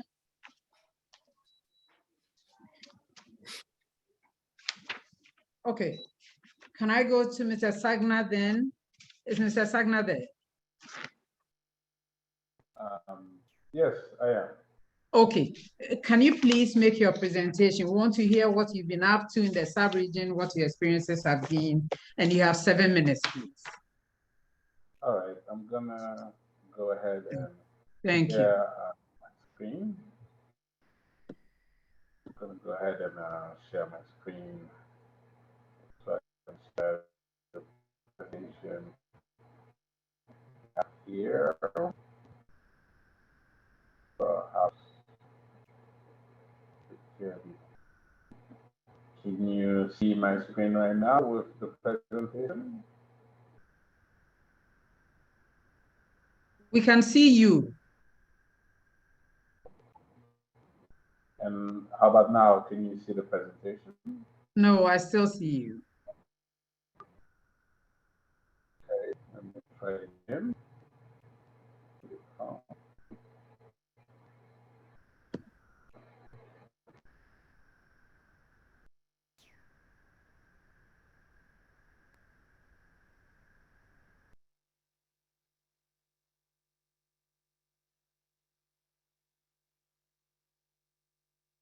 Okay, Sagna, you can go ahead, please.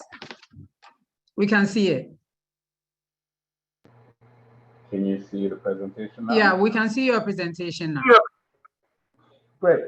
All right. So, Eric, first of all, thanks for giving me the floor and for giving me a chance to present on this work. I'm here in my capacity of co-founder of SBG, which has been doing some interesting work in Senegal and also being a pioneer on some of these integrated business models that actually happens to integrate not only access to water, but also access to energy, but also access to biofertilizer as a leapfrog and a paveway into access to food security and a better income generating activity in the rural world in Senegal. So what we have as a product I'm presenting here is the APU, which is the Autonomous Production Unit. So as you can see in this picture, you can see obviously biofertilizer that's already bagged and that is actually locally branded with a local name. You can see over there a biogas system. You can see like over there around the civil engineering to the upper side of the picture. And at the very end of the picture, you can see a toilet, right? And the toilet has actually been incorporated as part of partnership SBG has with USAID in Senegal, where they're trying to promote together access to sanitation as part of an integrated approach. So the APU is actually an integrated biogas kit, including an organic fertilizer production system and an on-site dedicated trained staff. So you can, as an option, you know, because we don't want people to be obliged, we give them the option to add in a solar pump, a tricycle, a solar kit, solar lighting kit, and toilets, right? So we believe that it's a concrete response to the issues of self-employment, entrepreneurship, and also development of activities for economic operators in rural and peri-urban areas. Maybe so we can look at what that really transpires into in terms of figures. Here you have what we call the investment sheet, right? So which is pretty much, we believe that this product is as good as its capacity to reimburse itself, generate wealth, and really transform the life of the economic operator or whoever is the person that's actually taking the time to invest, or whoever is the donor, partner, or supporter who's actually participating in acquiring this unit. So this model that you've seen on the picture in the first image is the APU SL60, right? Typically produces around 60 tons of biofertilizers per year. Costs around $14,400, about $15,000, you may round it up to. You need about 5 meters over 10 meters of space to install it. You need it gives you a production capacity of 60 tons per year, as I said earlier. In terms of input, you need water, animal, or vegetal matter, and obviously the sun, right? So because it is a solar technology, right? Expected revenues, typically $24,000 per year, right? Expected charges, because we've done and have experience in this, a breakdown of what are the, visible and invisible hidden costs in terms of charges to operate the unit, right? Anywhere from labor, transportation, collection of various different inputs, etc., to come up with access to energy and also production of biofertilizer. That's about $14,000 per year. And you have an expected margin of typically $10,000 per year, right? So it takes about 30 days to construct the whole thing, right? When we say 30 days, it means from A to Z, every single step of the process, right? A delivered, ready-to-use solution, right? And, obviously, in terms of production of biofertilizer, you may count for 60 days, right? But in terms of biogas, after the 30 days and access to solar pump and access to solar kits and all of the other integrated units that range from energy, water, and also sanitation, you are able to do that within 30 days. A lifetime, about 10 years, and it's a product that's typically guaranteed by SPG for 2 years, right? Every single unit creates 10 jobs, and that generates anywhere between 30 to 70 kilowatts of clean energy per day. So just to kind of quickly present this sheet, which gives you in terms of data analysis around profitability, relevance, and efficiency, what that technology is and what it offers.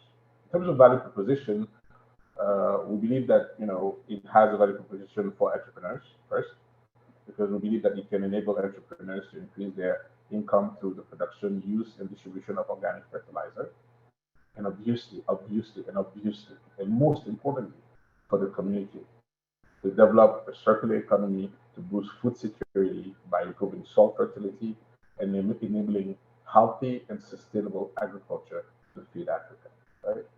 So, this product has helped us develop a brand, a local brand name for Tibio, which actually is recognized locally, which has gone through some lab testing in terms of, its physical chemical characteristic as a biofertilizer, right? That I presented here. I won't go into detail during this intro, but obviously we are happy to give more answers. But maybe just to remind everyone, the relevance of organic fertilizer is that it actually decomposes slowly and also, nourishes better the soil. So, it's good to talk about a nexus between energy, food, and water, but I think it's very important to keep in mind that, food can be seen from two angles, right? There's the angle of consumption, right? Having access to food for your own food security. But let's remember that in Africa, most of the populations live in the rural area, at least a good part of it, more than half. So these are people that actually are agriculturists. So before consuming food, they are in the business of producing food. So, while we think about organizing food security, it's interesting that in the nexus and in the right paradigm, we think about how do we organize a process that creates the condition for them to produce the food, that allows them to generate the revenues, that allows them to sustainably access services around energy, water, and so forth. Obviously, we'll have more questions during the panel. I just wanted to really share this brief presentation as a teaser to give you a brief idea of, some of the work that's being done. There'll be more specific questions. In Senegal, we have a solid partnership with the leading MFI in the country, which is called CMS, and also a project at USA dedicated to sanitation. So we have a very plug-in kind of approach where everyone stays on their core business and allows a kind of aggregated approach where, the value added is very measurable and specific. I'll leave back the floor. I'm happy to take more questions, and we are very happy to be amongst you today. Thank you very much, Mr. Sagna. I mean, we have quite a few interesting things to interrogate here, but as you were speaking, it was clear to me that one of the things we should discuss when we come to the panel is the business and policy environment. Should we be mapping the ecosystem to the entire value chain in our agriculture sector to see where the gaps are, so we make sure that all these things we're doing actually facilitates quick expansion and upscale. So we'll quickly come to that. We have one last presentation and then let's get into our discussion. Can I check whether Ishmael is now on the line?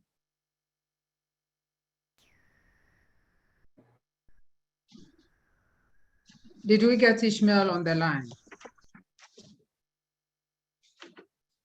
Okay.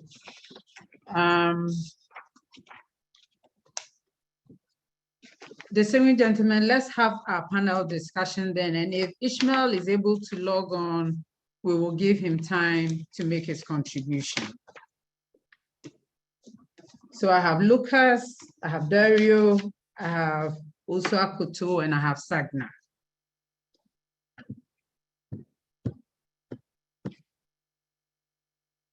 Can I start with Luca? Luca, what has been, for how many years have you been implementing the WE4F?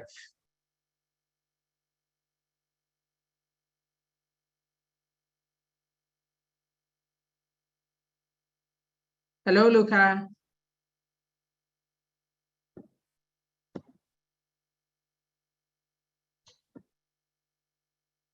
Hello, Luca. Okay. Let me go to Mr. Usuakoto. Mr. Usuakoto, for how many years have you been running FreezeLink, please? I've been running FreezeLink for 3 years. FreezeLink was registered in 2018. So it's fairly recently. It feels like a lifetime and no time at the same time. Is that right? What have been some of your experiences, your barriers, some of the bottlenecks in your operation?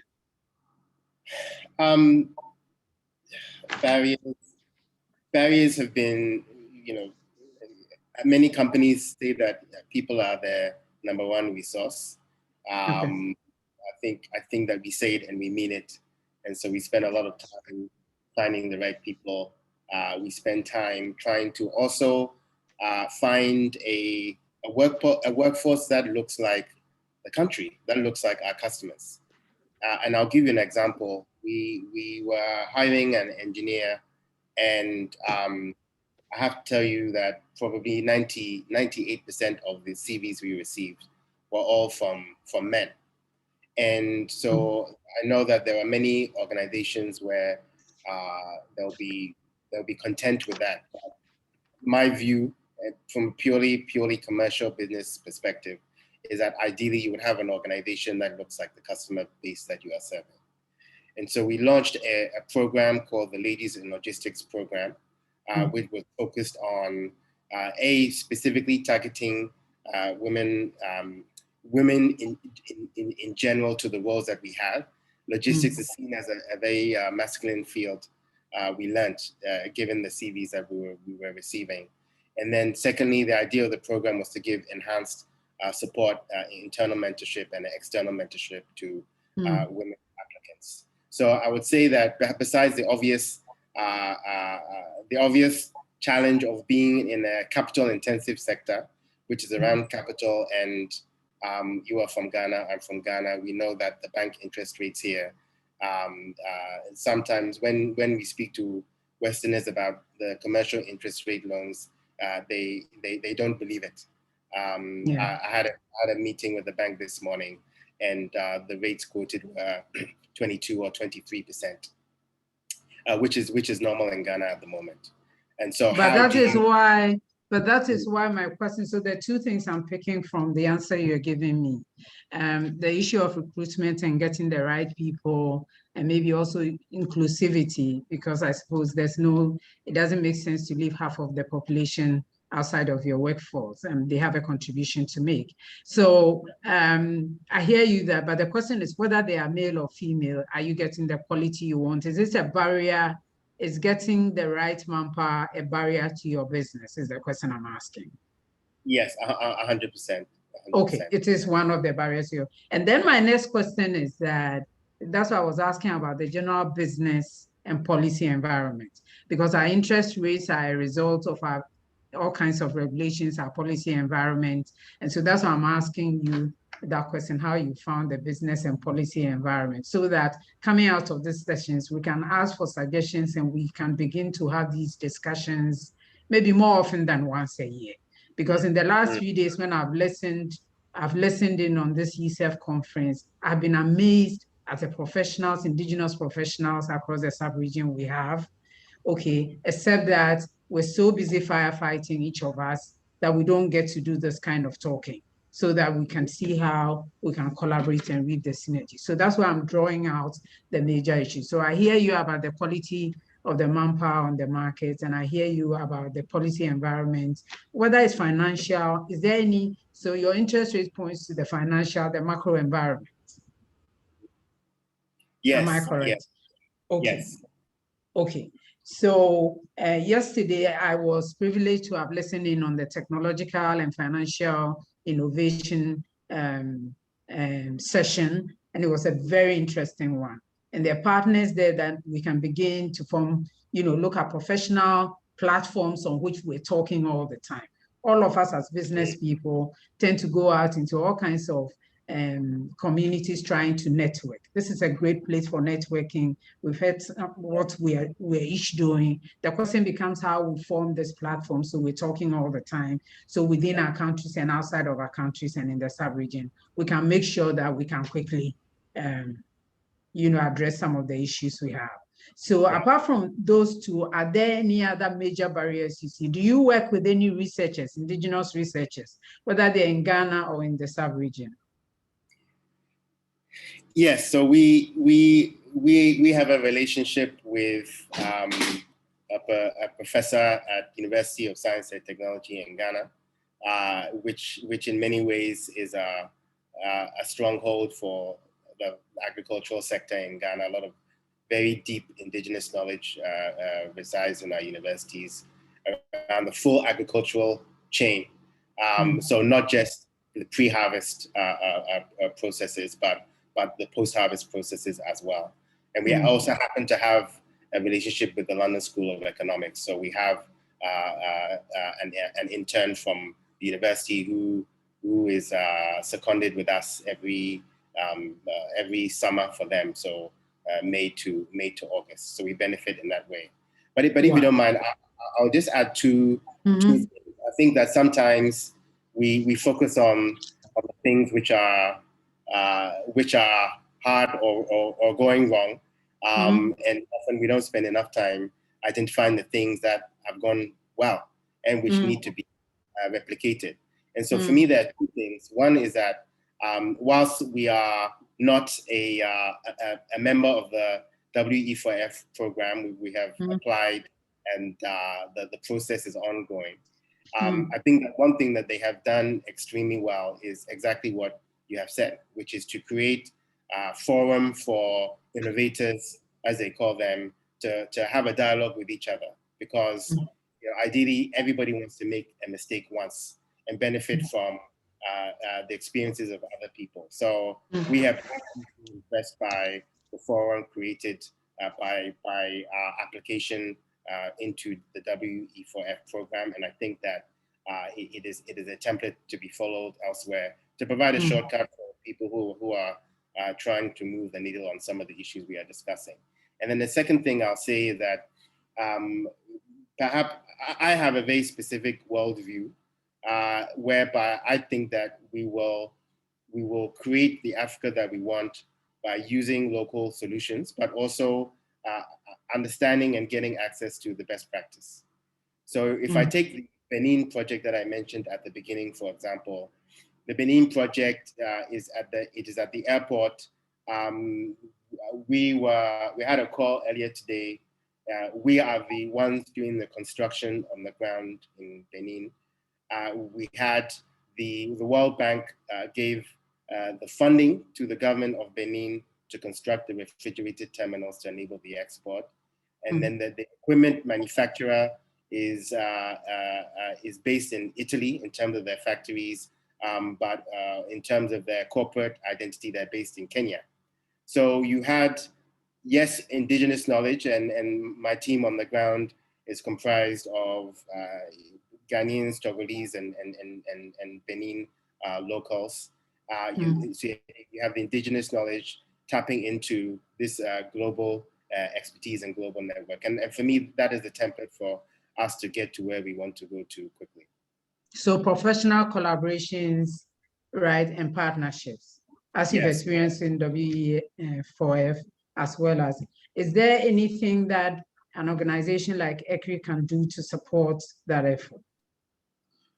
Well, I think that when it comes to infrastructure, period, you know, the large international banks, the DFIs, are indispensable. One would struggle to cite any significant infrastructure project which hasn't included capital from those types of sources. So I think that there is obviously, from the ECOWAS perspective, a need to look at the most scalable and infrastructure organizations, private and public sector, which are spanning across different countries, because surely that's the way that we get the most, the quickest return on our investment. And then the knowledge is so, I think, underrated. The exchange of information. I was speaking to a farmer in Zimbabwe who was looking to export crops, fruit and vegetables to Ghana. And we realized that the fruit and vegetables that he was talking about, like apples and so on, so many of those in Ghana are coming from Europe. And the only reason why he had not exported to Ghana was because of the absence of a relationship, a trusting relationship. Okay, so your emphasis again is on the relationships, the partnerships, whether they're professional or otherwise. Zakoto, thank you so much. This discussion doesn't end here.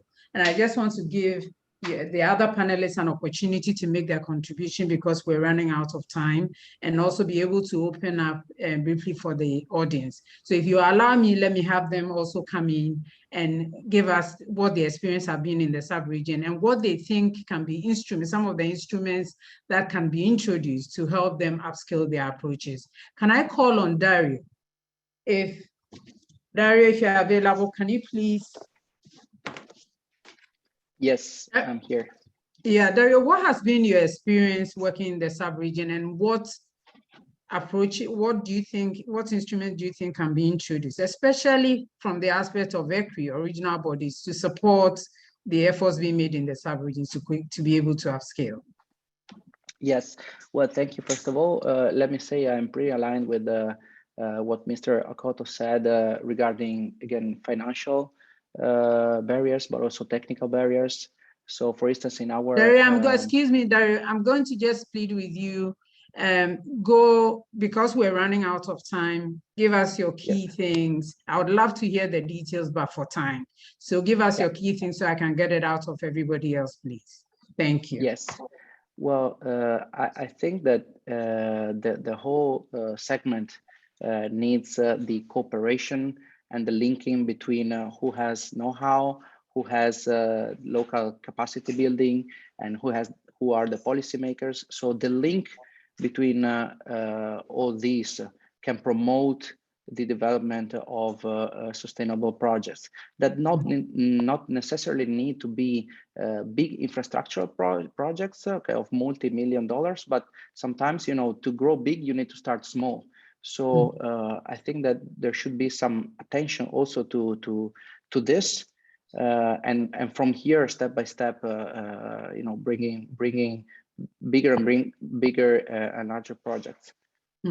So thank you. For instance, go ahead. Saying no, just saying that for instance, ECREEE as a hub, as a connecting link, is a key to improving the business environment among all stakeholders. Thank you very much. Now, I had called on Luca. I don't see that he's online. Luca, are you there?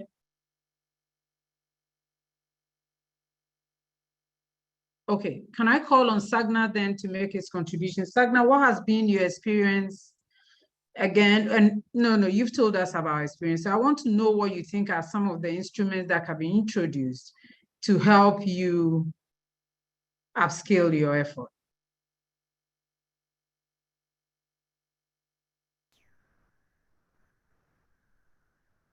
Thank you. I think it's a very, very relevant question. I think for a lot of these SMEs, the challenge is how the ecosystem is actually structured. You have a misalignment between what is taking place in the market and how the whole supporting process is actually structured. In reality, SMEs are facing with a demand in the market, and the demand needs to be satisfied. And usually there are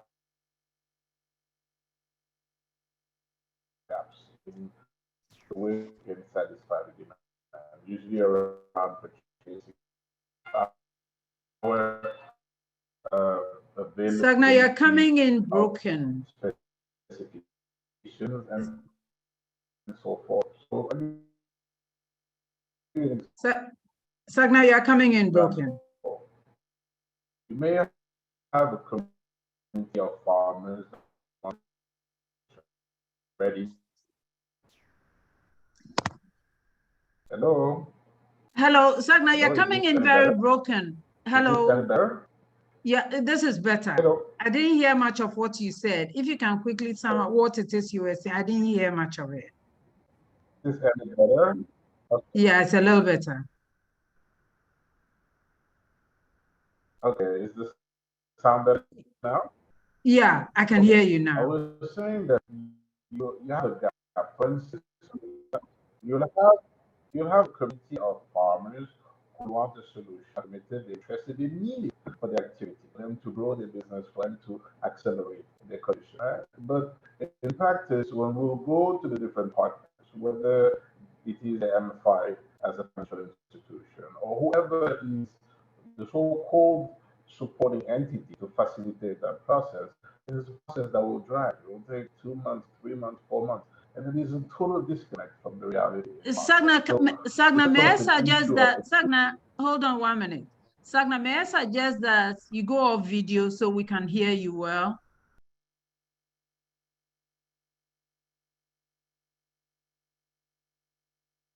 Okay, can you try again quickly, please? Is this any better now? Yeah. This is better. Yes, it's probably Okay. the bandwidth. All right. So I was quickly saying, the issue is you can go as fast as the supporting ecosystem can allow you to. But in reality, the demand is high in the market with committed demand waiting for solutions to go to market with proper products that are suitable, adapted, and integrated, whether you're looking at it from the angle of water, the angle of energy, or food. But the problem is traction, time to market. If you take the case of an MFI, which is so-called one of the supporting actors to organize the offer, they are too slow. They will take 1, 2, 3 months to facilitate this process. And they are overly expensive if you think about it for usually some of the stakeholders. But Sagna, wait right there. The reasons why the process with the DFIs and the MFIs are time consuming, and the reasons why they are expensive as well. Do we need, in your opinion, should we be talking about it and seeing what the elements are so that we can address them locally and it doesn't have to take that long? Or this is how long it takes for everybody around the world? I think you can combine solutions. They should be seen as segments, right? Some customers can wait, others cannot wait. Let's look at it in terms of affordability, right? So some customers will be able to wait 2 or 3 months process and pay the regular API, and they'll be happy with it because the business model can absorb it. But some other customers, there should be some kind of guarantee mechanism that would allow a commercial supplier to directly go to the customer and immediately install the solution because there's a facility that is integrated in the offer that the private operator is bringing to the market. But Sagna, then my next question is that, my question is that, do these people, the financing institutions that provide these services, know that there are enough of such people out there so that they develop services, products for them? Or we're all operating in silos and islands, and therefore once in a while we would approach them, and therefore they don't see it cost effective to design products for us. Do you think it's one of the issues why we're not seeing products come on the market for institutions? I think that's part. I think you're right. I think that's part of the issue as you are flagging it. But I think to a certain extent, it goes back to incentives, right? The MFI will be happy to do the deal within 2-3 months. You know, it's not good enough for the customer. It's not good enough for the operator, but they'll get the deal within 3 months. But it's not good enough for the market because within that 3 months, the 10 customers, 20 customers could have been served. So that creates an automatic gap. So it's more about the bureaucratic inefficiency inherent to some of the existing stakeholders than actually. Yeah, I hear you. Sagna, I hear you, and I hear your frustration. But my question then, and that's what we're trying to do, that's the whole idea of having this forum. In this forum, we get to meet ourselves and know what it is that we're doing. How do institutions like the ECREEE and other institutions that are represented in this conference support the ongoing dialogue so that the issues and the challenges we identify are actually, we bring some redress to them so we can move on from here. Otherwise, we will find that, we will continue to have them. So I have heard people talk about these professional and other collaborations, because if we don't talk, if people don't know we're out there, the instruments, the products, the services will not be designed for us so that we overcome these challenges. So that's why I'm asking you, is there anything else? So I've heard the professional collaborations and partnerships. I've heard about the capacity building. Is there anything else you see we can, institutions like ECREEE, and also in our countries, we have such institutions, whether we're collaborating between the institutions in our country and the regional bodies like ECREEE, and we're talking a little more often so that we can bridge this gap and so that we all can work on it and work faster, then we know what we're doing. So that's the question I'm putting on the floor for all of you so that we get what you're, and you're echoing the same thing that Mr. Akoto and Dario has said. So if Luca is online, I would like to hear from him what his experience has been with the water WE4F. His experience in country, his experience in the region, and again, what the institutions like ECREEE can do. I also would love to see how all of you are encouraging women to be part. Are you seeing women as part of your businesses, whether they're on the business side or the consumers? Do they have the capital? What is going on? I've heard Mr. Akoto talk about it, but it would be nice to hear what you guys have to say. I think I'm ready to open the floor, and as you answer your questions from the floor, I would like to hear what you have to say about gender mainstreaming. Again, if you have any more thoughts on what ECREEE can do, clearly, I think the idea that ECREEE brings us together as professionals to dialogue and collaborate seems to be one that you truly appreciate. You're also talking about capacity building, but I'd like to hear more as you answer your questions from the floor. Okay, so I am not hearing from Luca. So I have two questions on the plate, and I'd like to ask to my speakers here. One person is asking how the farming community, farming community can force governments in the region to provide the necessary infrastructure and minimize waste and create the kind of environment that fosters prosperity. Because we agree that as individuals, small businesses, we are not in the position, there's certain kinds of infrastructure we cannot provide. So how do we, as a very important players in very important sectors, water, energy, and food, be able to become a strong enough voice to get our governments in the sub-region, in the sub-regional, and as a group, to actually support efforts of the participants so that we can make progress and be able to meet the needs of the sub-region. I'm going to give everybody 1 minute. Dario, are you ready? Mr. Akoto, you are ready. I see you are muted. Can you go ahead? How can we force our governments to participate, make their, play their role so that we can quickly so in 1 minute, I don't think that we can force governments to play a role. No, you're just saying the how. In 1 hour, we can't either. But we're saying the how just as part of the discussion, so we can move on to even have more discussion and come together so that we have a voice to be able to cause them to listen to us. Yes, what is your suggestion? Yeah, that's the question the person is asking. How can we get attention and get government to, bring the agency to them? Yes, well understood. So I have 2 quick points. One is that we just had Farmers Day in Ghana, and what happens in Ghana Farmers Day? You have a festival, and so we had a stand at the festival. Almost all of the other stands were either farmers or pre-harvest suppliers.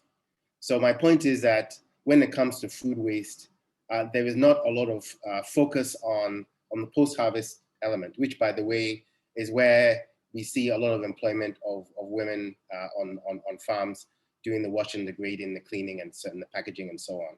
So I think that the first answer to the question for me is that there is a prioritization question there.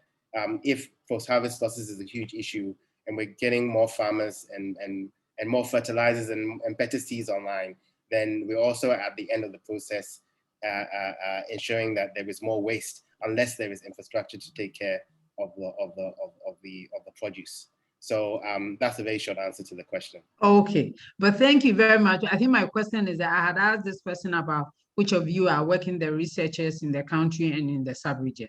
And I think that if you've looked at some of the material from the research institution, there's a lot of work going on. How are we linking up to them? There's a lot of work that has been done in the area of waste management, post-harvest losses. But the question is how, like you are talking about it, how we bring those research findings to the market so people can use them or people can see it as an opportunity, business opportunity, so that that gap is kind of filled. And so one of the things that I will suggest is that as part of being business people and professionals, we work with other professional colleagues in the research environment, because the finance issue is still an issue, and it's one of the things I would have loved to talk to Luca about, how we actually strongly partner with the research institutions to see which of their research can be implemented and can be upscaled so that we can solve part of this problem. Thank you very much, Ms. Akoto. Dario, you have 1 minute to tell us what you think we can get our government, what role they can play for us. And again, if you had to work with research institutions in our region, what would your suggestion be for partnering with them? Well, thank you. I'd say that in order to have a voice heard, that there is need to have a voice. So a voice of one is different from a voice of 100, and a voice for one counts one. A voice of 100 or 1,000 may count for many more. So I think there is, first of all, to build this community of farmers that in front of the government bodies and entities has a say and gives weight to what they are doing for the country, because at the end of the day, I mean, agriculture is key to many of these countries, right? And as Mr. Akoto was saying, there is a potential for empowerment the moment that we give the right instruments to these farmers, and one of the key one is the cold chain. Because I know same thing is happening in Cape Verde. The farmers are making their fresh products, going to the market, and then the market is just saying, paying just 1/10 of what is the value of that product, just because they know the day after it's gonna go rotten, right? So it's a matter of empowering them, but they need to have a common voice to stand up in front of the government bodies. And I think that women should play a key role in this, because gender is more and more important, and women know how to make their voice heard. And at the end of the day, I think women are the backbone of the agriculture sector. So thank you very much, Dario. Thank you very much.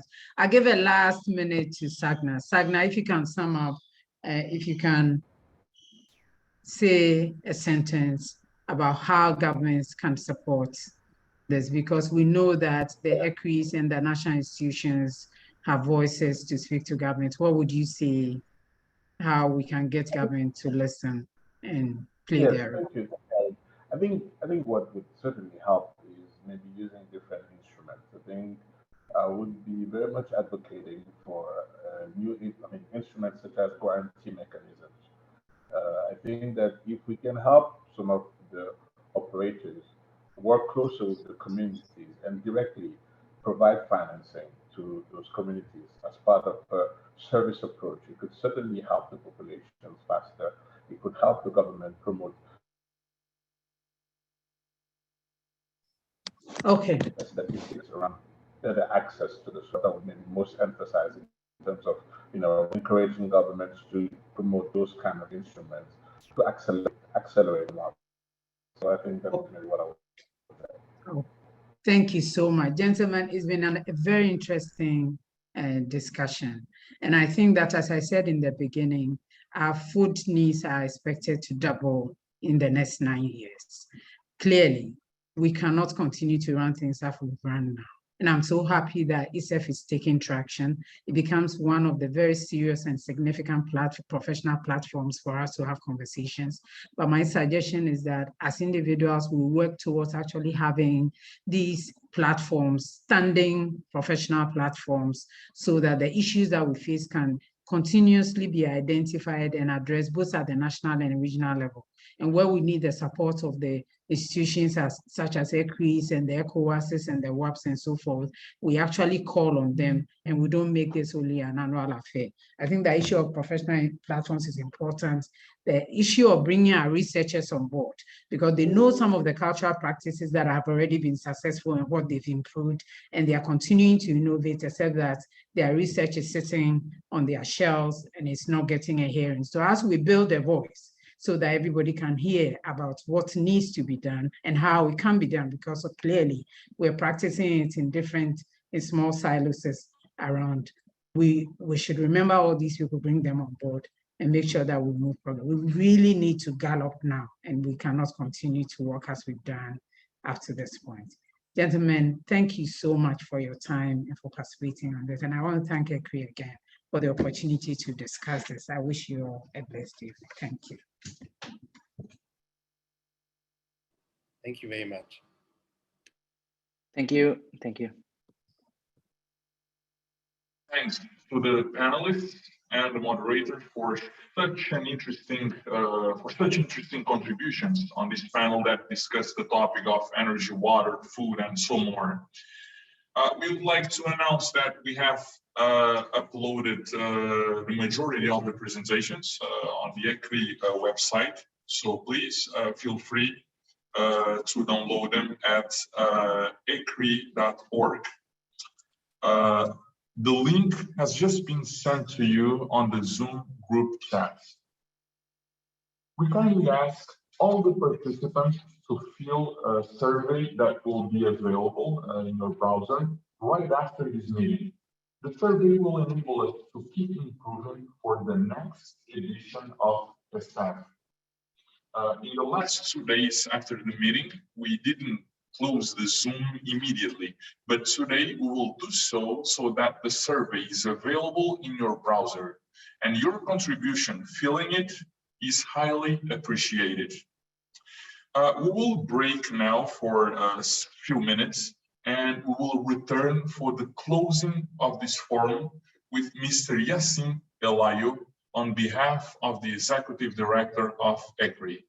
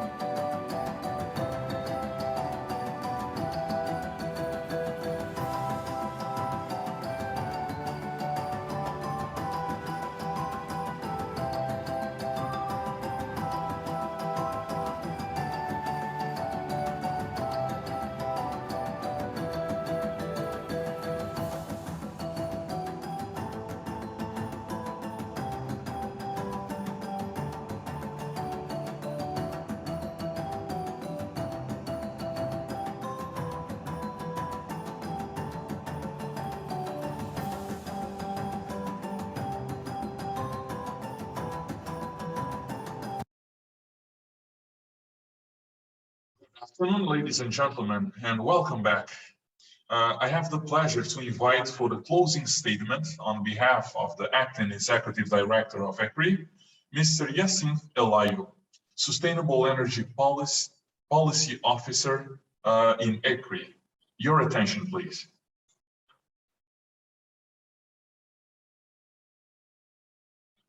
Elayo, you can unmute yourself and go ahead, please. Can you see me? Excellent. So I want to thank you. Thanks, Joel, for the kind introduction. And I want to thank all the participants for being here over the past 3 days for ESEF 2021. On behalf of the ECREEE Executive Director, who is unfortunately right now the ECOWAS Council meeting in Abuja, and could not join us for the closing session, I want to thank especially the Honorable Minister of Petroleum and Energy of Senegal, the host of ESEF 2021.